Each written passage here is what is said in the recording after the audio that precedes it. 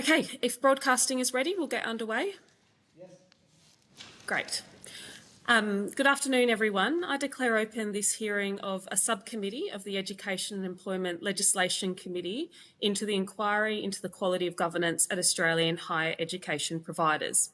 I begin by acknowledging the traditional custodians of the land on which we all meet today and pay my respects to their elders past and present, and extend that respect to Aboriginal and Torres Strait Islander people who are joining the committee today. The committee will be conducting today's hearing both remotely and in person, and I am joined by Senators De Lager and Faruqi, with Senator Kovacic expected to join us when she can. These are public proceedings being video streamed live via the Parliament's website, and a Hansard transcript is being made. Given the sensitive nature of this inquiry for many participants, I want to reiterate to all parties who have participated in or observed this inquiry so far that in giving evidence to the committee, witnesses and submitters are protected by parliamentary privilege. It is unlawful for anyone to threaten or disadvantage a witness on account of evidence given to a committee, and such action may be treated by the Senate as a contempt. It is also a contempt to give false or misleading evidence. Witnesses also have a right to request to be heard in camera. I remind senators of their obligations under the Behaviour Code for Australian Parliamentarians to treat witnesses with dignity, courtesy, fairness and respect. And I remind committee members and witnesses who are appearing via video conference and who are not speaking to mute their microphones, please. I would now like to welcome representatives from the University of Melbourne and the University of Sydney. I understand that information on parliamentary privilege and the protection of witnesses giving evidence to Senate committees has been provided to you. For the Hansard record, can I ask you each to please state your full names, the capacity in which you're appearing today, and given I'm on screen, I'm happy for you to introduce yourself in the order that you see fit. Emeritus Professor Alan Pettigrew, Pro-Chancellor at the University of Sydney.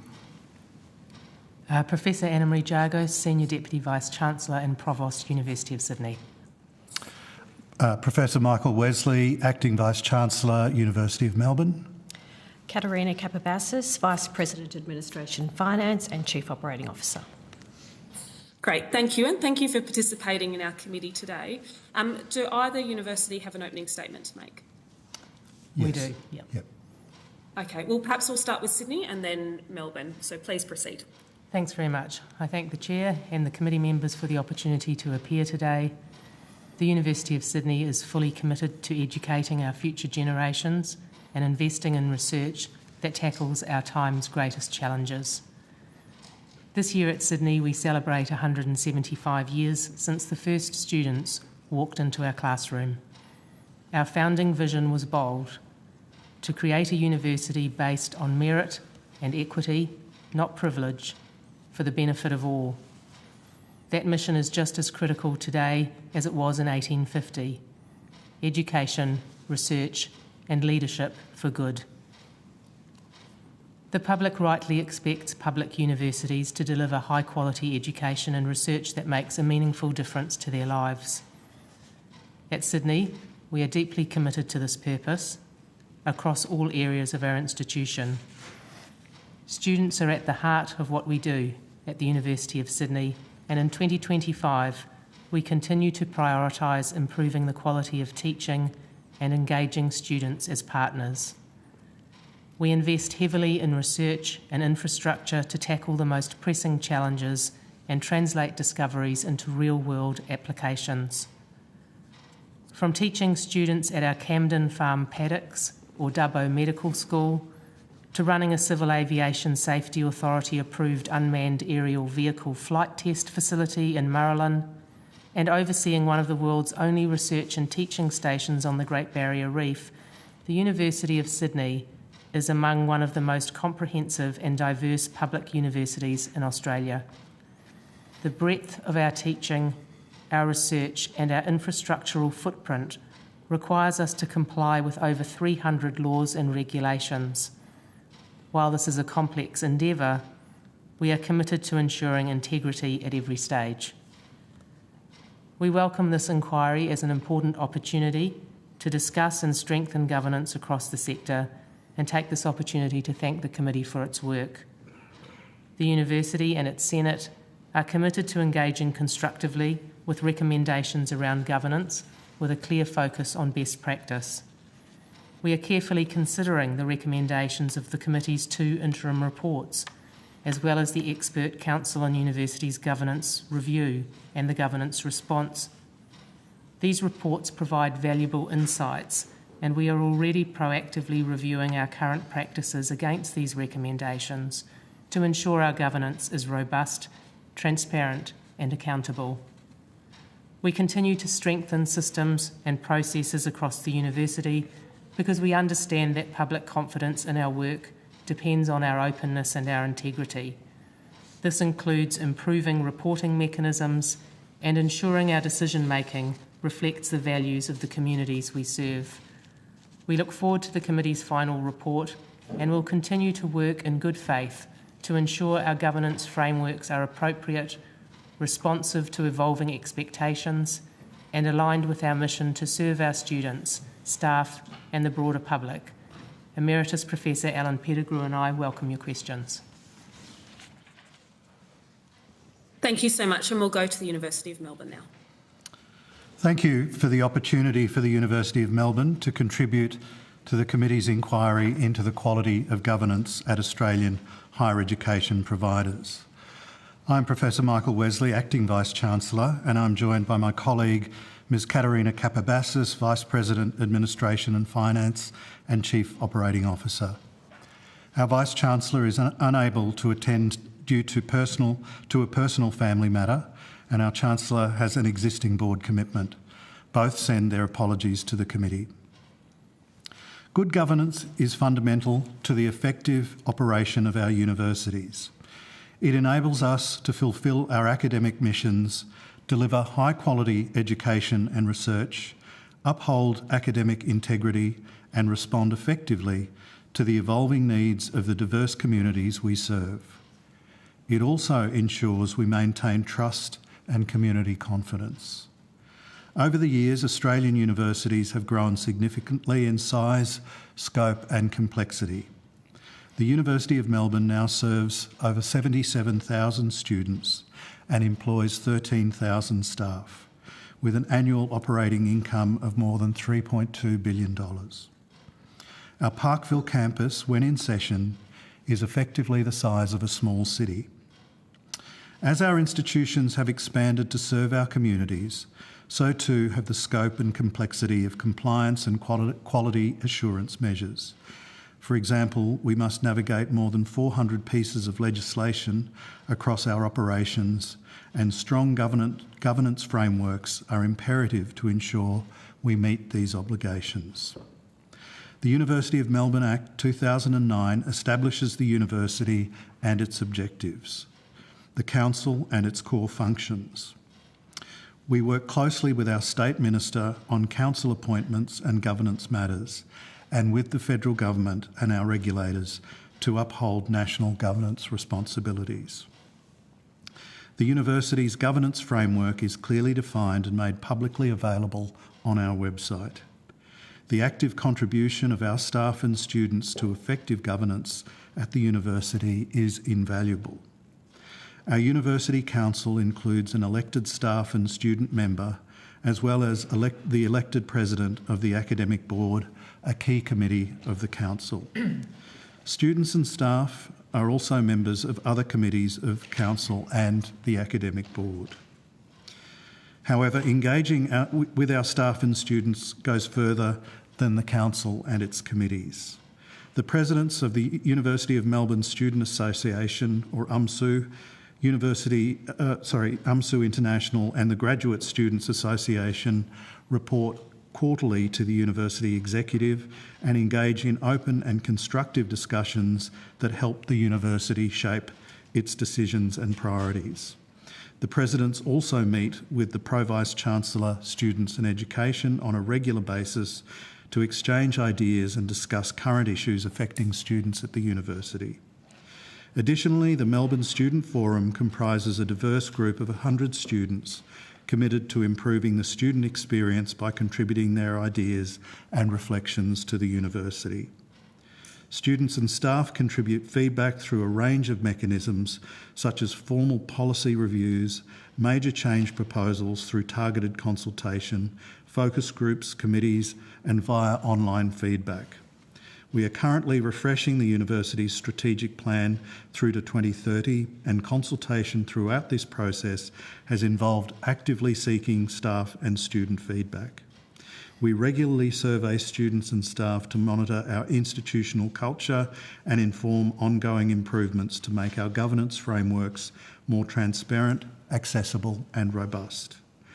These are all valuable engagements and ensure a strong student and staff voice in the university's governance. I recognise we don't always get things right.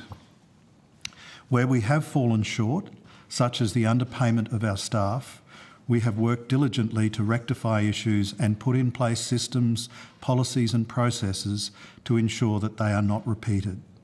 We have also made positive strides in the decasualisation of our workforce. We acknowledge there is always room for improvement, and we are committed to continuously enhancing our governance frameworks. In this spirit, we have engaged in the comprehensive review undertaken by the Expert Council on University Governance on behalf of the nation's education ministers.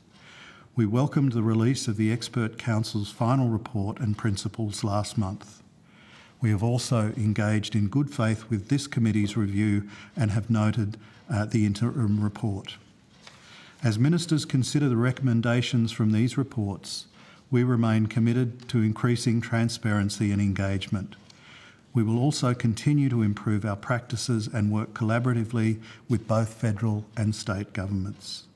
We will also work closely with our staff, students and regulators to evolve and maintain strong and effective governance practices across our university. Thank you, Chair. Thank you very much to you both for those opening statements. I'll be passing the call to Senator De Jager in the first instance and then coming to you, Senator Faruqi. Senator De Jager, I'll seek to rotate the call after about 10 minutes, so if you could just watch the time and I'll jump in when I need to. Thank you. No worries. Thanks, Chair, and thank you for appearing before the committee today.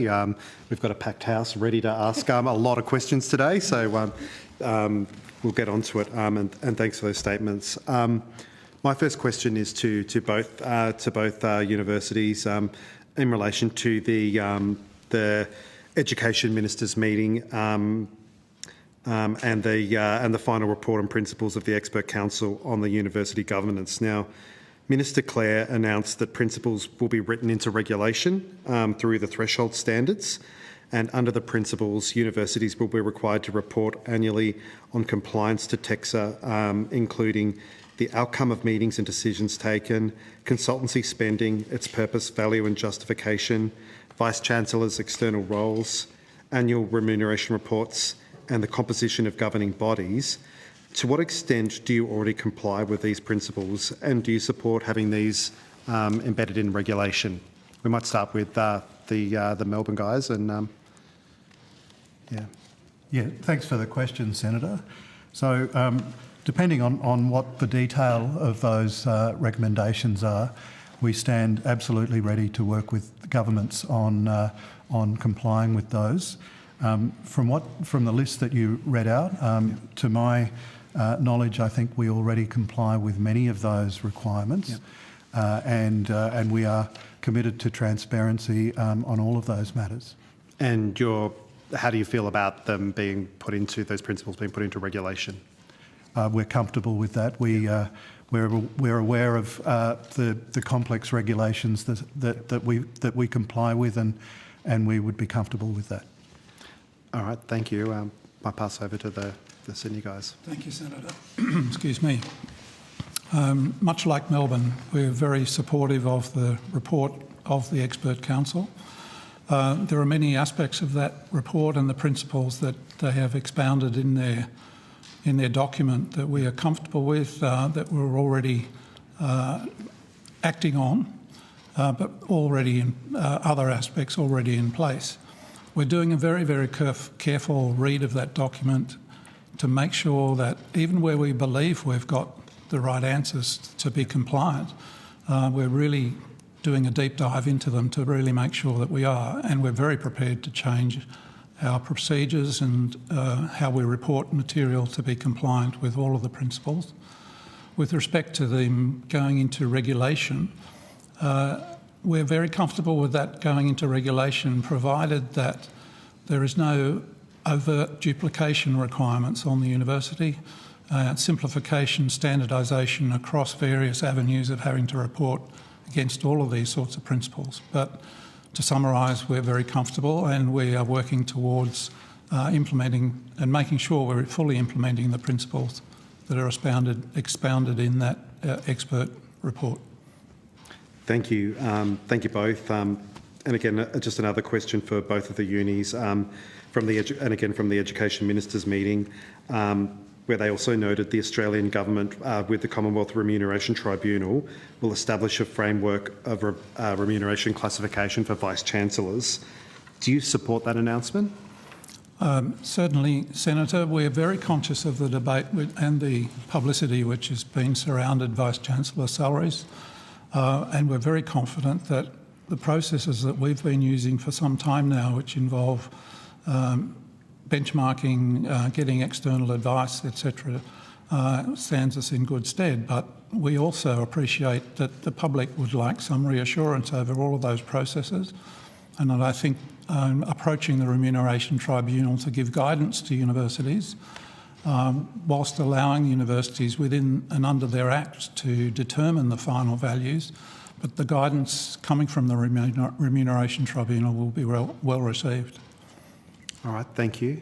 And much like the University of Sydney, the University of Melbourne also supports that recommendation from the Expert Council, and including consulting with the Remuneration Tribunal. We undertake processes much like Sydney in terms of benchmarking in setting salaries, and so also in support of those industry standards as part of the recommendation of the Expert Council. Great, thank you. The Expert Council on the University Governance's final report identified high workloads and insecure employment as a direct risk to teaching quality and to staff wellbeing. We heard from Western Sydney University at the hearing on the 8th of September that they have embarked on a decasualisation program that has converted 160 employees to ongoing contracts since 2023. What percentage of your university staff are employed on casual arrangements, and do you see the merit in improving the job security of your staff? Perhaps I can start by saying we have also similarly been working to decasualise particularly our academic casual workforce. Yep. We guaranteed a new 330 jobs under our previous enterprise agreement, and I would have to take the exact figure on notice, but some 700 plus casual workers have converted to either fixed term or continuing employment across that period. So in a very similar way, I think the focus is there. Yeah, it'd be great to also get an understanding of the amount that are fixed term and ongoing. If you're taking that on notice, that would be great. Thanks. Yeah. And the University of Melbourne has also undertaken an extensive program to reduce reliance on casual employment since 2019. Yeah. We are now down to 9.2% of our workforce being of casual workforce, which is, in comparison to 2019, where we're sitting at 16%. All right. Thank you very much. And just for Melbourne University, I received a statement from a staff member at Melbourne, and I quote, "When I asked the University of Melbourne to be paid for my work co-supervising a PhD student, I was told that it was good for my career and no, I wouldn't get paid for it. Their response was basically, it's your choice, you can do it for free or we can pay someone else to do it. The university knows it's good for my career to have a PhD completion on my record and are exploiting this to trap me in a cycle of voluntary work. It's unfair and wage theft. The lack of transparency and accountability in our public universities is undermining great institutions that should be serving within the community." End quote. So my question is, how do you respond to staff who feel that they're obliged to perform unpaid work as part of their academic culture at the university? Well, can I start by saying I'm horrified to hear that. That is completely antithetical to what the University of Melbourne stands for. Yep. I'm hoping that incident was reported and acted on, and I can certainly make investigations when I get back to Melbourne about that. That is absolutely not the standard of behaviour that we tolerate or accept from our staff. Great. Thank you very much. Just double checking, Chair, do I have time for a couple more questions, or are we, have you been... You do, Senator, yes. Great, thank you. All right. So this inquiry, and you've acknowledged our interim report in your opening statements. I'd like to just get your views on recommendation 1, that the committee recommended that universities improve the transparency and accountability of their governing bodies, including by maintaining a publicly disclosed conflict of interest register for university council members and senior university executives, and where senior executives receive remuneration for external roles, mitigation actions to manage any perceived or real conflicts of interest, which could include the offsetting of salaries, should be both agreed and disclosed on the public register. To what extent do you already comply with this recommendation, and do you support it? Thank you, Senator. We're very much in consideration of what information should be made public and can be made public. As far as the Senate is concerned, we do have an interest register which is publicly available now. So all Senate fellows declare their interests, and that is put up on the website and is available. The interests for our executive staff are recorded in the university system, but I need to check on whether and what level of detail is available in the public domain. In general principle, we're very pleased with the recommendation to make that information more transparent so that we can be held accountable. So we're moving to investigate that particular recommendation, and if it appears in your final report, we will, and it's accepted by government, we would certainly respond to that in a very positive and willing way.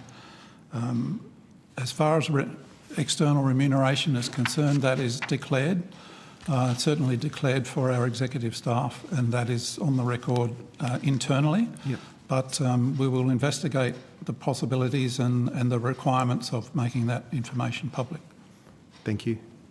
And at the University of Melbourne, all our employees, council members are subject to our conflict of interest policy. They must make declarations of any conflicts on an annual basis, and conflict of interest, declarations of interest are a standing agenda item at each of our governance committee meetings. With regard to a conflict of interest register, we are also open to that transparency and in terms of its availability to TEXA, to auditors, and support that recommendation from the Expert Council. Including where executives receive remuneration for external roles, for that to be offset from their salaries. You support that as well? With regard to the offset of salary and that recommendations, we're open to the suggestions and the recommendations of Council, and we'll work with the Expert Council and Government with regard to that improvement in process. All right. Thank you, Chair. I'll pass back the call. Thanks, Senator Delago. I'll pass the call to Senator Fruki for 10 minutes, and then I'll continue to rotate. So, Senator Fruki, you have the call, and I'll jump on screen again in 10 minutes. Thanks. Thank you, Chair. Good afternoon, everyone. I'll start with the University of Melbourne, and then I do have a few questions for Sydney Uni as well. So in August, the Deputy Commissioner, Privacy and Data Protection found that the university had breached the state's Privacy and Data Protection Act in their use of the Wi-Fi network to surveil students and staff participating in a protest against Israel's genocide in Gaza. I mean, I find that particularly horrifying that you police your own staff and students. Why haven't you apologised to staff and students for breaching their privacy and for breaching a law? The university takes its privacy obligations very seriously, and we cooperated openly and responsively with the Deputy Commissioner of OVIC. We did acknowledge that we could have provided clearer active notice to students and staff in relation to the use of Wi-Fi location data. And so that was a statement that we made to all of our university community at the time of the report being issued. Yeah, an acknowledgement is not an apology. You breached a law. You breached the trust of staff and students. Why have you not apologised? Like I said, we have provided that we could have provided a clear and more active notice with regard to the use of Wi-Fi location data, and we have put in steps in order to ensure that that clarity is provided in our policies and our procedures moving forward. So you will not apologise to staff and students whose trust you breached by breaching a law? Is that what you're saying? I'm saying that we've acknowledged it, and acknowledgement is not an apology. No wonder universities are in crisis, I have to say. Might move on to another topic, which is the closure of Mianjin. After 85 years of the proud history of showcasing some of the greatest writers in this country, it is now being shut down. Could you tell me how much was the university's support of Mianjin costing it per year? Thanks for the question, Senator. So the Mianjin was being published by Melbourne University Publishing, which is a company associated with the University of Melbourne. The University of Melbourne was providing a subsidy for the publication of Mianjin of $220,000 a year, but the costs of publishing Mianjin that were borne by Melbourne University Publishing were in excess of that. So there were editorial staff, there were editorial processes, distribution processes. I'm not sure of what the additional cost was, but I can provide that detail. Thank you. So $220,000 the university was providing every year as a subsidy? As a subsidy, yes. What is the salary of the Vice-Chancellor of Melbourne University? I believe it's around $1.1 million. And what is your salary, Professor Wesley? My salary is published in, or my salary band is published in our annual report, and it's in the band of between $600,000 and $700,000. And how about the Vice President and Chief Operating Officer? What's your salary? My salary is in the band of $700,000 to $800,000. And do you know the advertising budget of the university? Sorry, could you repeat the question? Apologies. The advertising budget of the university annually. I don't have that detail to hand. I can take that question on notice. It was 17 million in 2023. I guess you couldn't spare a couple of $100,000 to save this publication, which is historic. But there's all this money for salaries and for advertising. Have these funds now been redirected, the $220,000 per year, and where have they been redirected to? They have not yet been redirected anywhere, Senator. The subsidy will no longer be paid from 2026 onwards. So obviously the funds will be redirected somewhere. Yes, I assume so, yes. Do you know where they'll be redirected? Obviously, you've done your budgets for the next year. We're in the process of doing the university budget and the determination of the previous subsidy to Mianjin will be a part of the university budget. Mm-hmm. What impact did the publication of Max Kaiser's Spring 2024 essay titled Jews, Anti-Semitism and the Power in Australia have on the decision to close Mianjin? None whatsoever. Was there any pushback from any members of the university board or the Melbourne University Press Board in relation to the publication of that article or any other editorial content? None whatsoever. As far as I understand, independent review into Mianjin, authored by arts, cultural and non-profit consultant Kate Larson, was delivered in July. Is that right? Yes. And what did that review say about Mianjin? It said a number of things. I'm not aware of what the detail was at this stage. Can you provide that review on notice to the committee? It's a confidential review, Senator. I'm asking you, can you provide that on notice to the committee? I'm not sure. If the witness wants to take that on notice, you're able Yep. to do so and consider it on notice. Thank you. Is the university refusing to engage with proposals to sell the publication or hand it over to another operator so that it could continue? Senator, that is not a university decision. This was a Melbourne University Press Board decision, and so that decision sits with Melbourne University Press Board. It's separate from the university. But the Melbourne University Press is a wholly owned subsidiary of Melbourne University. Yes, am I right? Yes, with an independent board. Which has no interaction with the university board? It reports to the council of the university, but on a very irregular basis. Mm-hmm. Will the university provide, or are they already on? Are the minutes of your council meetings put on a website in full? A summary is put on our website. Will you provide on notice to this committee the minutes of the council board where Meanjin was discussed? I'm not sure Meanjin has been discussed recently, Senator, by the University Council. Or were you... In the last few years, was Meanjin discussed at the University Council? I will have to take that on notice. If you could take that on notice and provide the minutes of the board, a meeting where it was discussed, and you can take that on notice as well.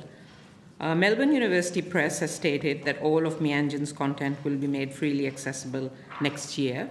Does the university have a plan to protect over 8 decades of work from AI scraping? Again, I'll have to take that on notice, Senator. I don't know. Okay. If you could take that on notice, and I might put a couple more questions on notice as well. In June, Mr. Liebler, who I believe is still on the University Council, is that correct? Correct. Agreed to publicly apologise for a racist tweet targeting Jews who call Israel's genocide in Gaza what it is. Mr. Liebler called these people repulsive and revolting human beings and paid to promote that tweet. You said Mr. Liebler is still on the Melbourne University's council? Yes. Yes. Has Mr. Liebler been required to undergo any anti-racism training given this racist tweet? Again, I'll have to take that on notice, Senator. I don't know. This was a pretty serious issue for the university, I'm sure. The University of Melbourne, as I understand, has a current anti-racism action plan. Is that true? Yes. So how does it sit with your anti-racism plan to have a council member paying to promote his racist tweets? So, Senator, our anti-racism action plan is something we take very, very seriously. I believe we're the only institution of higher education that reports annually on our anti-racism action plan. So what action was taken against Mr. Liebler under this plan? Again, I'll have to take that under... I believe the witness took that on notice. Is there a specific code... Senator, I'll need to rotate. Sorry? After this question, I'll need to rotate, Senator. Is there a specific code of conduct for the council at Melbourne University? All our council members and staff are subject to a code of conduct. Sorry, are subject to the university's code of conduct? Yes. I understand that councillors are not bound by any code or policy of the university. Not legally bound. Do you have a similar understanding, or is your understanding different? Are they legally bound to the university's code when there is no separate code for council? I believe so, but I'll take that question on notice specifically. If they are bound by that code, does this conduct by Mr. Liebler breach the code of conduct? Let me take that question on notice, Senator. I mean, you're here representing the university. You can't even tell me if this conduct of a racist tweet breached that code Were there any consequences for Mr. Liebler? Senator, the witnesses have taken that on notice, which is well within their rights. At this stage, I'm going to rotate the call. I'll come back to you. Before I do so, I understand that there are members of the media in the room. They're requesting permission to film, so I understand that those in the room are happy for this to take place. A reminder to the media that this permission can be revoked at any time. You must follow the direction of Secretariat staff. If a witness objects to you filming them, the committee will consider this request. Please don't take pictures of people's papers, files, or from behind the desk. And there is more information with the Secretariat for you. I'm going to rotate the call back to Senator De Lega. There's enough time for senators to have about 7 minutes each. So, Senator De Lega, you have the call. All right. Thanks very much, Chair. And I'd like to just go back to Uni of Melbourne and just continuing on the theme of external roles. Former VC Professor Duncan Maskell was a director of CSL, and the current VC Emma Johnston is a member of the board of the CSIRO. Can you explain the process for approving external roles undertaken by the Vice-Chancellor, and also who is responsible for deciding whether to approve such roles, and what is the criteria for approval? Thank you for the question. All external appointments undertaken by a Vice-Chancellor is approved by our council. So they go through a process of reviewing the position to ensure that it aligns with the university's mission and therefore make a determination as to whether it's approved or not. So how do the decision makers ensure that the commitment of the external role does not interfere with the proper performance of the Vice-Chancellor's duties? That is part of their review and analysis as to whether it's approved as a position for a Vice-Chancellor to take up that board appointment. In November 2021, the University of Melbourne, CSL, and the Walter Eliza Hall Institute announced a multi-million-dollar project to create the biotech incubator. Given that the former VC, Professor Duncan Maskell, was a director at CSL at the time the project was announced, what arrangements were put in place to address the potential or perceived conflicts of interest? The specificity of that I'll have to take on notice, but there is a robust conflict of interest process of whereby those declarations are made and reviewed as part of all probity and procurement processes. But with regard to the specificity of that arrangement, I'll have to take that question on notice. Okay, that would be great if you could. And according to the and you may need to take this on notice as well, but we'll see what you've got. According to the CSIRO website, they have a CRP research agreement with the University of Melbourne. So given that the VC, Professor Emma Johnston, is a member of the board of the CSIRO, what arrangements have been put in place to address that potential or perceived conflict of interest? Thank you. I will have to take that question on notice. All right, no worries.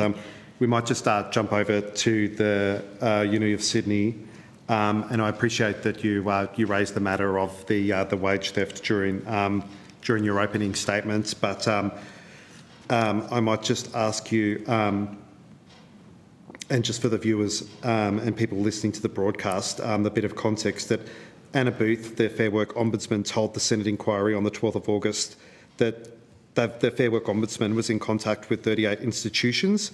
They have 28 ongoing matters that are under investigation, 19 of which are in the public domain. And at this point in time, they've recovered more than $218 million from more than 110,000 employees. And again, your submission stated that as of the 31st of January, the university had made remediation payments to more than 13,900 current and former professional and academic staff. So can you outline the state of underpayments or wage theft at Sydney and how you've improved your compliance and HR processes so that this doesn't happen again? I'd be happy to take that question. I want to start off by saying our staff are one of our most valued assets, and the university is committed to paying them correctly and acknowledges that that hasn't always been the case in the past. We could update the data that we most recently reported on to say that as of the end of October 2025, 15,800 current and former professional and academic staff have been paid remediation payments, and the value of those remediation payments is now $41.6 million. We have two very detailed project work streams in place to ensure, on the one hand, that we remediate historical underpayment, and at the same time, obviously, are working to ensure that we resolve the conditions that have allowed for underpayment to be systemic across that historic period. So we work with the Fair Work Ombudsman in order to test the methodologies that we are using, and we are compliant with the Fair Work Ombudsman's direction and are making good progress both towards remediating the historical underpayment and ensuring that correct payments will be made moving forwards.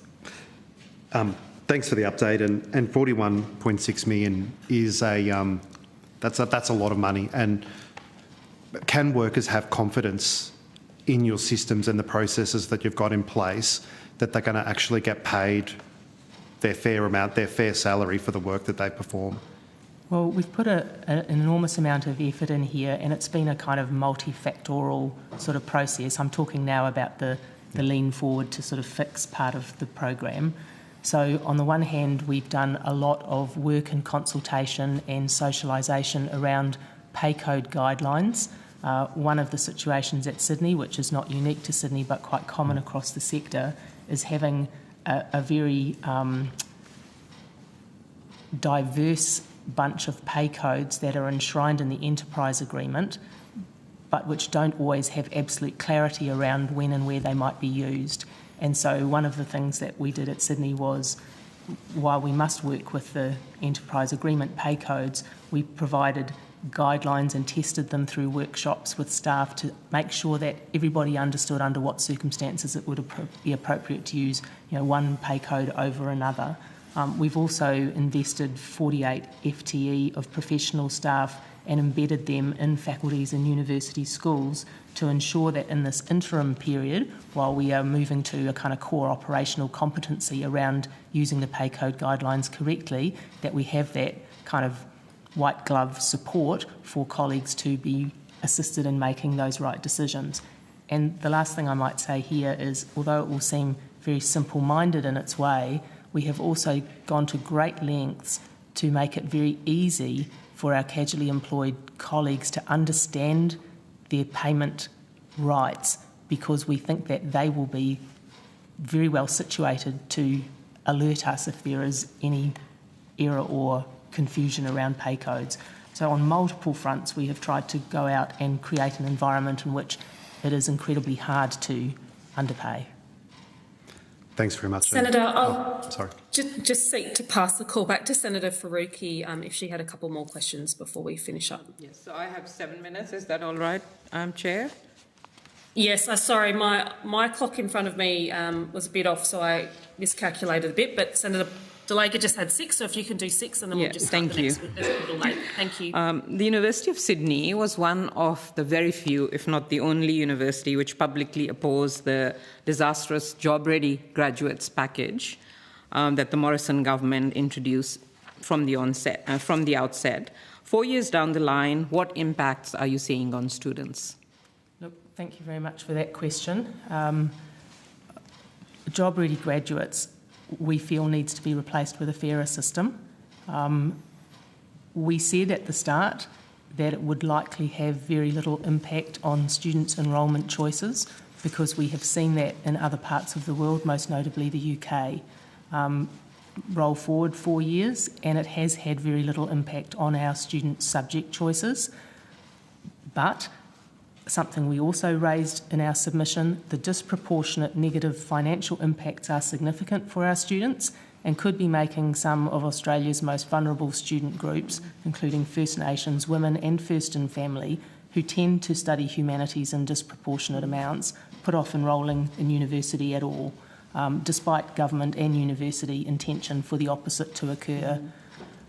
We appreciate that it is hard for government to unpick, because legislation is required and there will be budgetary consequences for government, and they could be significant. And we note that the government has referred this problem to the interim ATEC for advice, and we're very keen to assist with its consideration of the issues. The university's position on Job Ready Graduates package hasn't changed. It's been very consistent since it was first introduced in 2020. You'll know that the Australian Universities Accord final report last year in February released. Do you think it should be reversed urgently? I think it is an urgent matter. I don't know that speed will be possible given the situation we've been backed into. I think it can be possible if the government can spend $375 billion on nuclear war machines, then they can spend a few billion on helping really struggling students. My time is limited, so I'll move on to another question. Yeah, we need to put these as questions, Senator. The University of Sydney, as I understand, and there's a news article as of yesterday about it as well, a report on professional services review. That appears to be pretty sweeping in scope.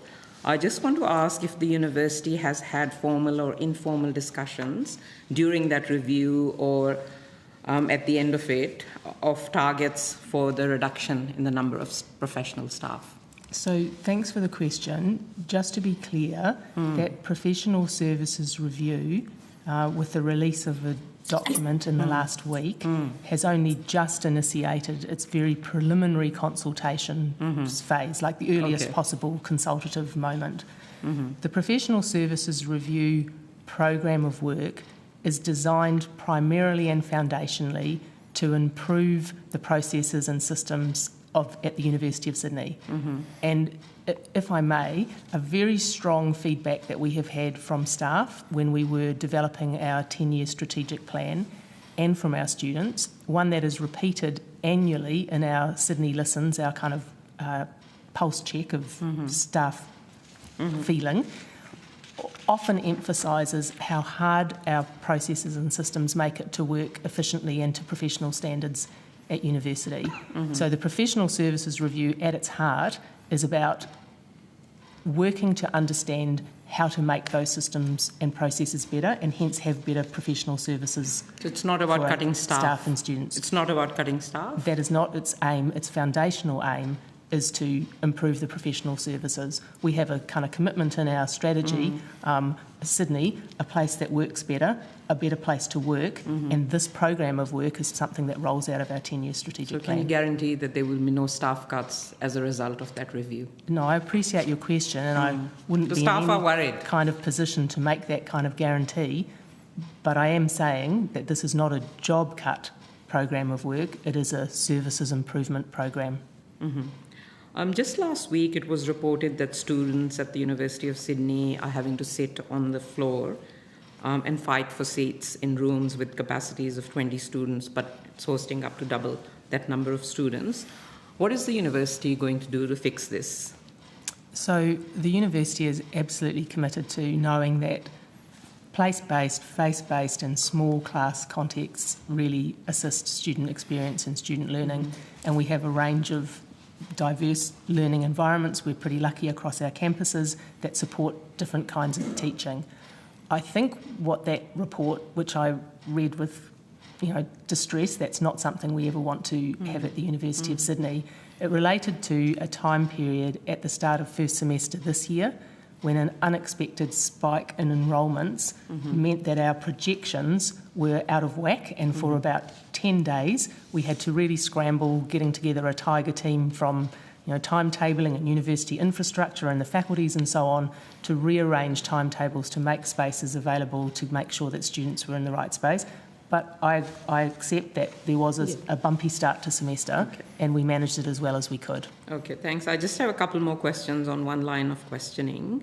Also last week, it was reported that the university had breached TEXA requirements in the Faculty of Engineering by having undergraduate courses taught by teachers with undergraduate qualifications. And as a consequence, you have now lost a number of quality teachers. What has happened to these teachers now? What support have they been provided? So can I just check with your question? When you say the quality teachers, do you mean... The quality of teachers, like good quality teachers. Obviously, some of these teachers who had been teaching for a while, but because the university was breaching TEXA requirements, they can no longer teach.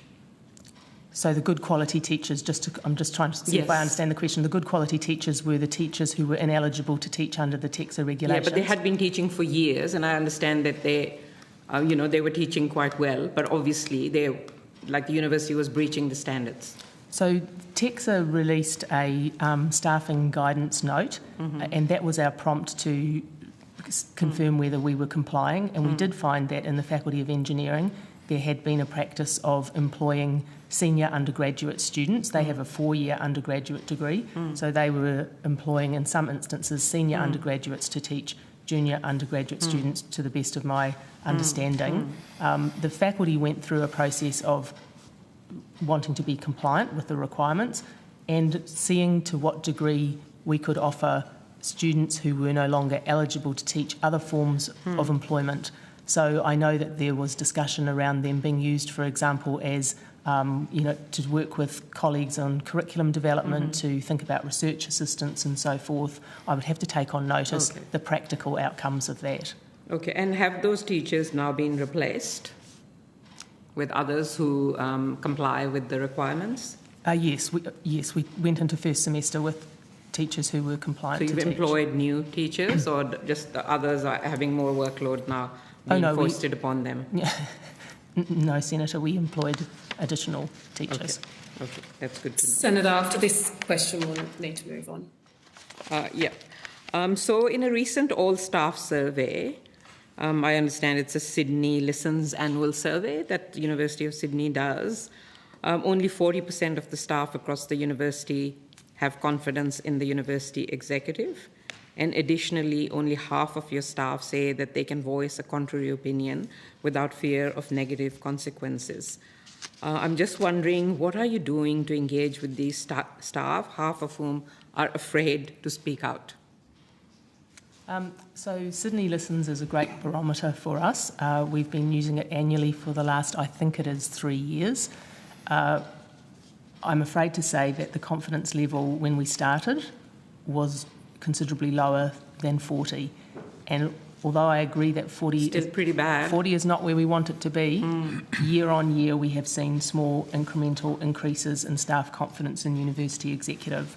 I agree, we've started from a low bar, we've got a long way to go, but we are working very conscientiously around that. I forgot the second part of your question. So half of the staff that contribute to the survey are afraid to speak out. I think that's pretty damning, that at an academic institution like Sydney University, half of the staff are afraid of speaking out because of fear of negative consequences. What are you doing? How are you engaging with staff? And what are you changing? We engage with staff very thoroughly on these questions. We make very clear what the avenues for raising complaints or perhaps not even officially complaints, conversations it's around... It's not really working though. Half of the staff say they're afraid to speak out. That's pretty damning, isn't it? I don't agree that it is damning. I think it is a situation that you do not want to continue. I don't think it means that because staff feel a certain way doesn't mean that there is in actual fact an environment in which staff are punished for speaking out. Well, of course, if staff feel that way, there is an environment where they feel that way, wouldn't you say? I mean, it would be good to now admit that, yes, that's pretty terrible, and that the University of Sydney should create an environment where staff feel safe to speak out. And we have seen this trend across universities. We heard it from ANU, we heard it at other universities. I'm sorry if I wasn't kind of clear. I completely agree with you. The university is absolutely committed to an environment in which staff can speak out. We reiterate this in many different ways. We say that at Sydney we are prepared to disagree well, and we have very clear standards and guidelines and conversations. It's not about saying, though, it's about doing, wouldn't you think? What is the university doing? Senator Freaky, I'm going to allow the witness to answer your questions. I think she understands the questions, and then at that point we will need to move on. So allow the witness to answer. Senator, given that the time is short, I'll give you one example of what we're doing at the university, and that is we've recently appointed a new Deputy Vice-Chancellor level appointment which has the title Culture and Leadership. And that Deputy Vice-Chancellor is undertaking wide consultation across the campus with our academic colleagues and listening to students as well.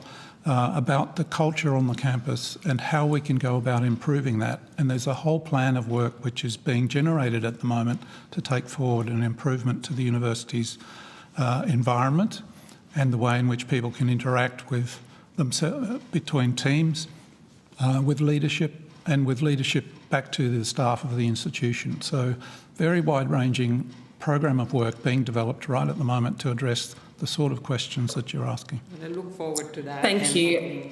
I appreciate these are important and sensitive issues, but I'm afraid this session has now gone over time, so we do need to move to the next session, but of course further questions and answers can be pursued via questions on notice.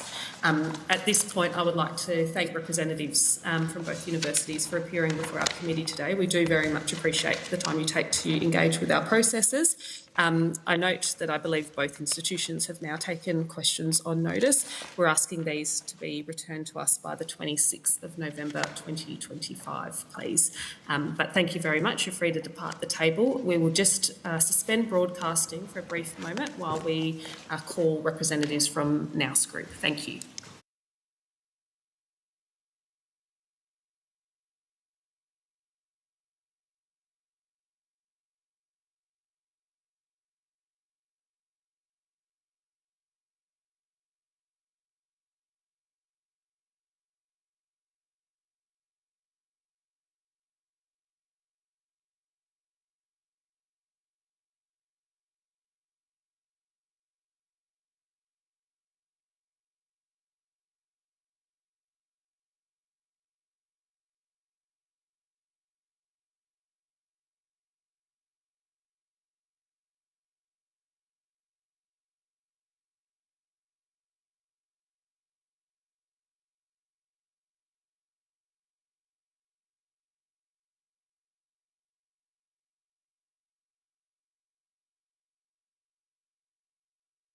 The committee will now resume if broadcasting is good to go.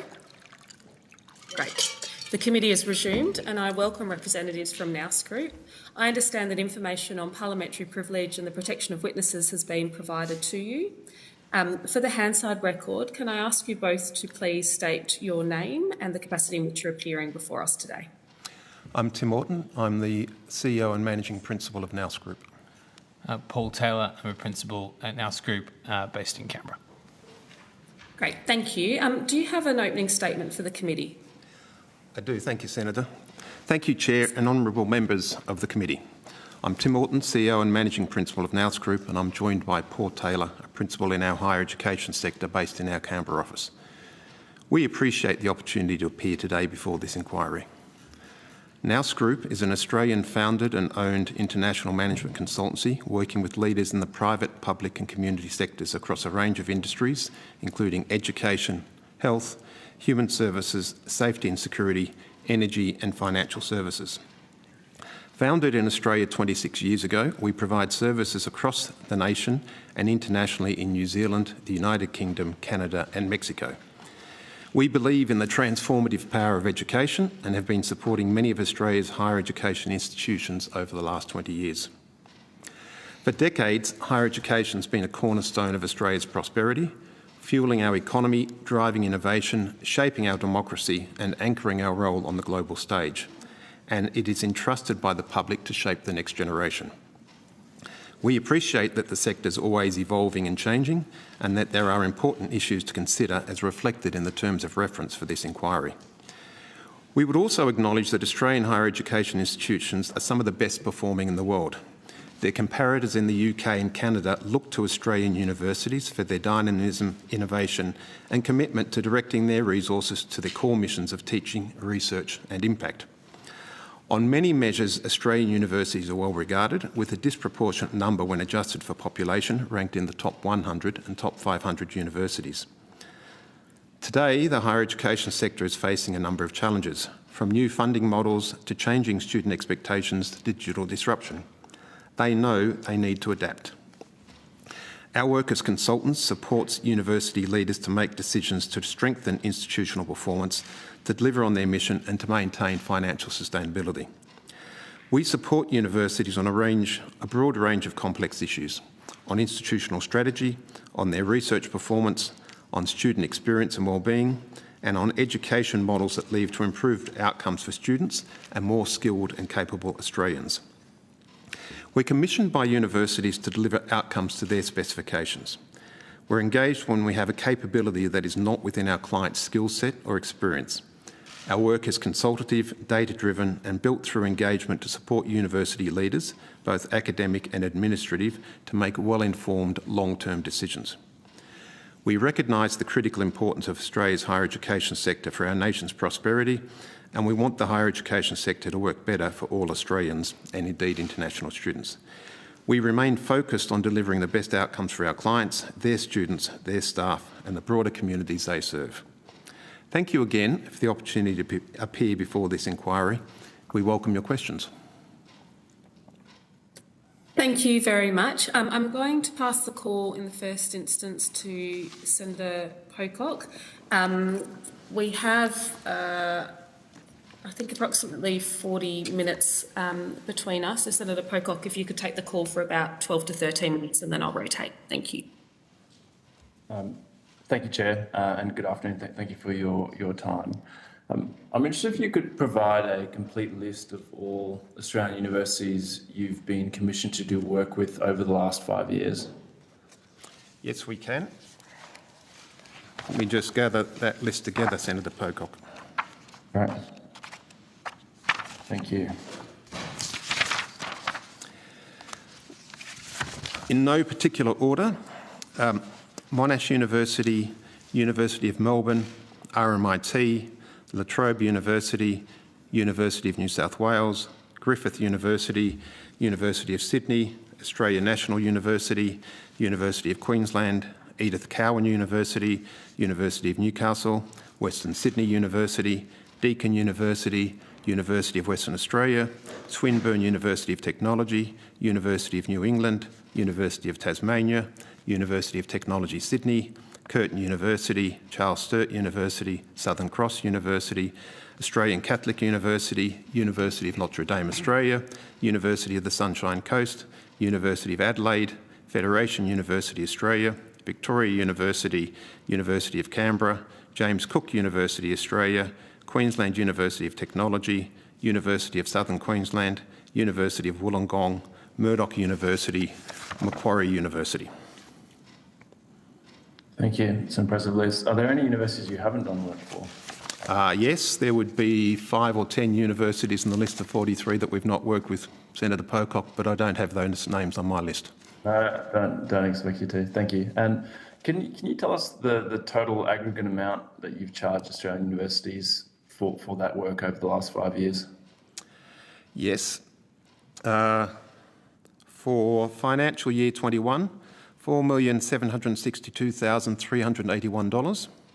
Financial year 22, $4,647,255. Financial year 23, $10,833,190. Financial year 24, $9,090,873. Financial year 25, $11,377,960. Financial year 26, the year we're now in, $2,751,514. Thank you. I really appreciate you having that list and those figures good to go. That's impressive. I'm interested to turn our attention to the ANU, and if you remember when you were first approached by the ANU to commence discussions about what came to be known as Renew ANU. So I think, Senator, we were first approached by Vice-Chancellor Bell after she had been appointed, and she asked us to do an analysis which said, what is it that drives Australian universities strategically? Why are universities across Australia making the decisions that they're making with respect to research performance, teaching and learning, student wellbeing, campus design, financial sustainability? We did that work. The value of that work was $50,000. We did that work, and then we did not have more engagement with them until later, when Renew ANU had been, as we understand, designed, that the commitments the university made in terms of how it was going to change its operations and how it was going to change its financial performance. And then the university engaged us on 3 particular pieces of work which were unusually complex pieces of work as to how they would redesign some of their administrative systems. And Paul is best placed to explain those 3 projects for you. Senator Pocock, we were engaged in October 2024, as Tim said, after the Renew ANU program had been publicly announced. The 3 pieces of work that we were asked to do was to design the way that ANU would look towards the future arrangements of their academic portfolio, so under the Deputy Vice-Chancellor of Academic, how they would design the academic services around research and innovation portfolio, and then also how to combine their marketing and communications effort from across the university into one centralised capability team. So those 3 areas we worked through between October and about February 2025 in order to design what would that future state look like as part of the broader Renew ANU program. Okay, thank you. Did you have any discussions with the former VC Bell prior to her commencement as Vice-Chancellor? No, we'd never met Vice-Chancellor Bell before she was appointed. And you said that you weren't involved in the design of Renew ANU. That's correct? That's correct, Senator. How did your work for the ANU differ from the work that you did for the University of Alberta? For the University of Alberta, and as it turns out we were both involved for the University of Alberta, just for perhaps other senators, University of Alberta, which is based in Edmonton, is the university for the state of Alberta, and the government, it's largely funded by government, and the government reduced the funding for Alberta by $100 million. At the time we were providing what's called Uniforum, which is a benchmarking set of information for the University of Alberta, and from Uniforum they then asked us to work with them over a 2-year period to help them deal with the issue of how would they continue to provide teaching and research and impact with $100 million Canadian dollars, that's about 120 million Australian, $100 million less. And so we worked with them over a period of time to help redesign the faculty structure of the universities, where they moved their 14 faculties into 3 colleges but maintained the 14 faculties. And we helped them to substantially change the way they provide professional services or administrative services to the university as a whole. And then we were not involved, but another consulting firm was involved to help them with their procurement, improving their procurement. As you would understand, Senator, those lead to very difficult decisions. The role we were playing was to undertake the analysis and to provide decision options to the university president and his executive. Inevitably, people lost their jobs. It was a very sad 2 or 3 years for the university, absolutely, and for the individuals who no longer are employed by the university. It was different from ANU in that we were intimately involved in designing the overall program and helping the university to progress the program, whereas at ANU we were working specifically on those 3 projects that Paul named. Okay. And how much in total have you invoiced the ANU for all of the work that they've commissioned or you've undertaken over the past 5 years? Do you have that figure for me? We do. I'm going to now be adding up a row rather than a column, Senator, but it would be in the order of $2 million over 5 years. Which, just to give you a sense, the work that we have done in the last 2 years has been in the order of 0.04% of the revenue of universities, so $4 in every $10,000, just to give you a sense of the impact we have on universities' finances. Relatively small, perhaps. Yeah, relatively small, but not insignificant given the job losses and I guess the fallout of Renew ANU. It's been put to me that the model you've proposed for the ANU was sort of an off-the-shelf cookie-cutter approach would have probably destroyed all the things that make ANU special, and for which it's renowned as a national research intensive university. How would you respond to those sort of suggestions? So we don't put cookie cutter models to universities, Senator, because every university is different. Let me give you some examples. The very highly ranked universities in the world receive about 250,000 Australian dollars per student. The Geo8 universities in Australia typically operate on about $40,000 to $50,000 per student. The smaller regional universities in Australia work on the basis of $15,000 to $20,000 per student. So it would be unwise, it would be silly to provide a single model for any particular universities, because their circumstances, even apart from the financial circumstances, but what they're trying to achieve in a teaching research perspective is very different.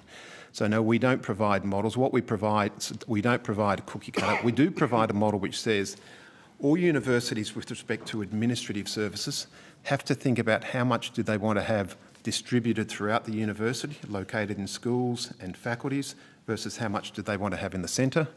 They need to think about how much do they want to have staff being generally skilled versus how much do they want to be specialised. As your speakers earlier said today, and I think as the Fair Work Ombudsman said, one of the reasons that there have been challenges with respect to underpayment is because universities have typically worked in a very devolved manner, which means there have been relatively poor controls over some of these issues.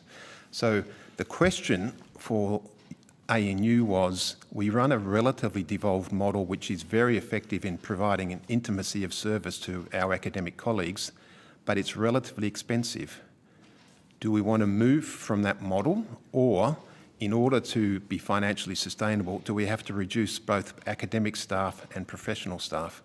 What the ANU was trying to do, as we understand it, the Renew ANU, was they were trying to maintain as much research performance and teaching and learning performance as possible, and therefore they focused their efforts on how efficient can we make our administrative staff, how effective can we make our administrative staff, so they better meet the needs of academic staff. That's a question for universities to answer case by case, and what we do is provide them with the information and options so they're well informed to make those decisions. Okay, thank you. I just want to, you mentioned uniform. I'm keen to ask a few questions about that. Where do you get the data used to inform your educational solutions and benchmarking under the uniform system? So Nous Consulting acquired Cubane, which was a company that developed Uniforum in consultation with Australian universities originally. Nous acquired Cubane 5 years ago. And in that acquisition, it was very clear that Nous Consulting does not get access to the Uniforum data unless a particular university requests the Cubane part of Nous, now called Nous Data Insights, if Nous Consulting can have access. So in answering this question, Senator Pocock, I'm distinguishing between the consulting work that we've done that I've been describing and the benchmarking that is done on behalf of universities. And where that data is gathered from is there's a series of applications that Nous Data Insights, which was Cubane, provides to participating universities. Participating universities then collect that data. It's their data, and they provide it on a licence to Nous Data Insights so that it can then create a benchmarking of that university with all the other universities participating, of which there's sort of 12 or 13 in Australia and similar numbers in the UK and Canada, and one, as it turns out, in Mexico. And those benchmarks then give university leaders much better insights as to where they're, there's also a service effectiveness survey. And so that gives the universities a lot of information on which they can make good decisions about how they can improve their administrative services. So do you pay the universities for that data? No, we don't pay the universities for that data. The universities collect that data. It's their data. It's not owned, or it's not owned by Nous Consulting. Nous Consulting cannot access that data unless a university explicitly says, please provide that access. They could provide it to Nous, they could provide it to other consulting firms. It's an agreement that has to be explicitly made for that data to be available to anyone other than the university. And so how much do you charge universities to then access the benchmarking data you originally got from them? So, Senator Pogue, I'm very happy to answer that question, but I'd prefer to do it in camera, Chair, because that is commercial in confidence information. Okay, thank you. It's for the committee to consider that request. So, Senator Pocock, if you wish to pursue that line of questioning, we'll need to suspend the hearing and hold a private meeting. Yeah. The alternative is you could place the question on notice and we could come back to it another time, or we could move on to a different line of questioning. This is kind of the end of my questioning, Chair. So if... Well, perhaps, would you like to put it on notice then, Senator?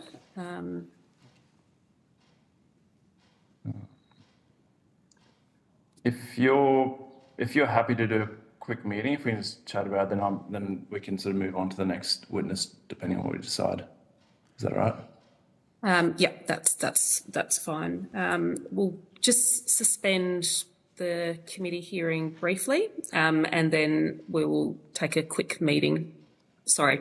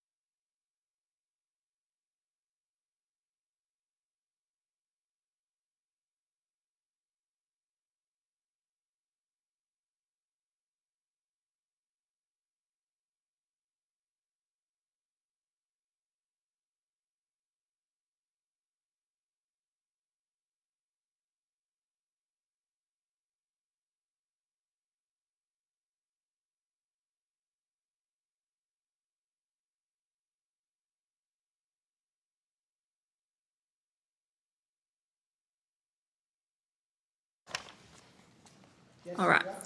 The committee will now resume. The committee has decided in agreement with Senator Pocock that we're happy for you to take that question on notice, and then we'll make a decision about whether we accept that material in camera. Are the witnesses happy to proceed on that basis and to take that on notice? Thank you, Senator. Yes. Thank you very much. Okay, I'm now rotating the call to Senator Faruqi. Senator Faruqi, you have the call. Thank you, Chair. Good afternoon. You provided earlier quite a long list of universities that have had contracts with you or might still have contracts with you. I think 36. Do you know the total number? 36 or 37? What was it? I don't think, in my mind, it's more 31 or 32, but I can count, Senator, and it was over a 5-year period. Okay. And do you, over the last 5 years, have you done work on contract for the Department of Education? Yes, we have. And for how many contracts have you had over the past 5 years? And what is the value of those? I think I need to take that one on notice, Senator. Okay. But you've done work like more than one contract? Yes. Okay. If you could take that on notice. And how about state and territory governments? Have you had contracts with them on education as well? Yes, we will have for some states, but not all states. And I think over the last 5 years, probably not higher education, but to be absolutely precise, I'd take that on notice. Yeah, okay. That'd be great. And at this point in time, how many universities in Australia are you currently engaged by, and which ones are they? The current point in time, to give you an order of magnitude sense, Senator,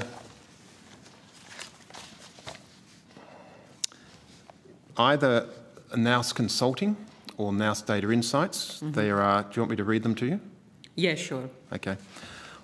There are Australasian College of Health and Wellness, Charles Sturt University, Curtin University, Edith Cowan University, Federation University, James Cook University, Australia, Kaplan, La Trobe University, Macquarie University, Monash University, Royal Melbourne Institute of Technology, Southern Cross University, Swinburne University of Technology, University of Canberra, University of Notre Dame, University of New South Wales, University of Queensland, Adelaide University, which is the combination of Adelaide and South Australia, University of Sydney, University of Western Australia, University of Wollongong, University New South Wales College.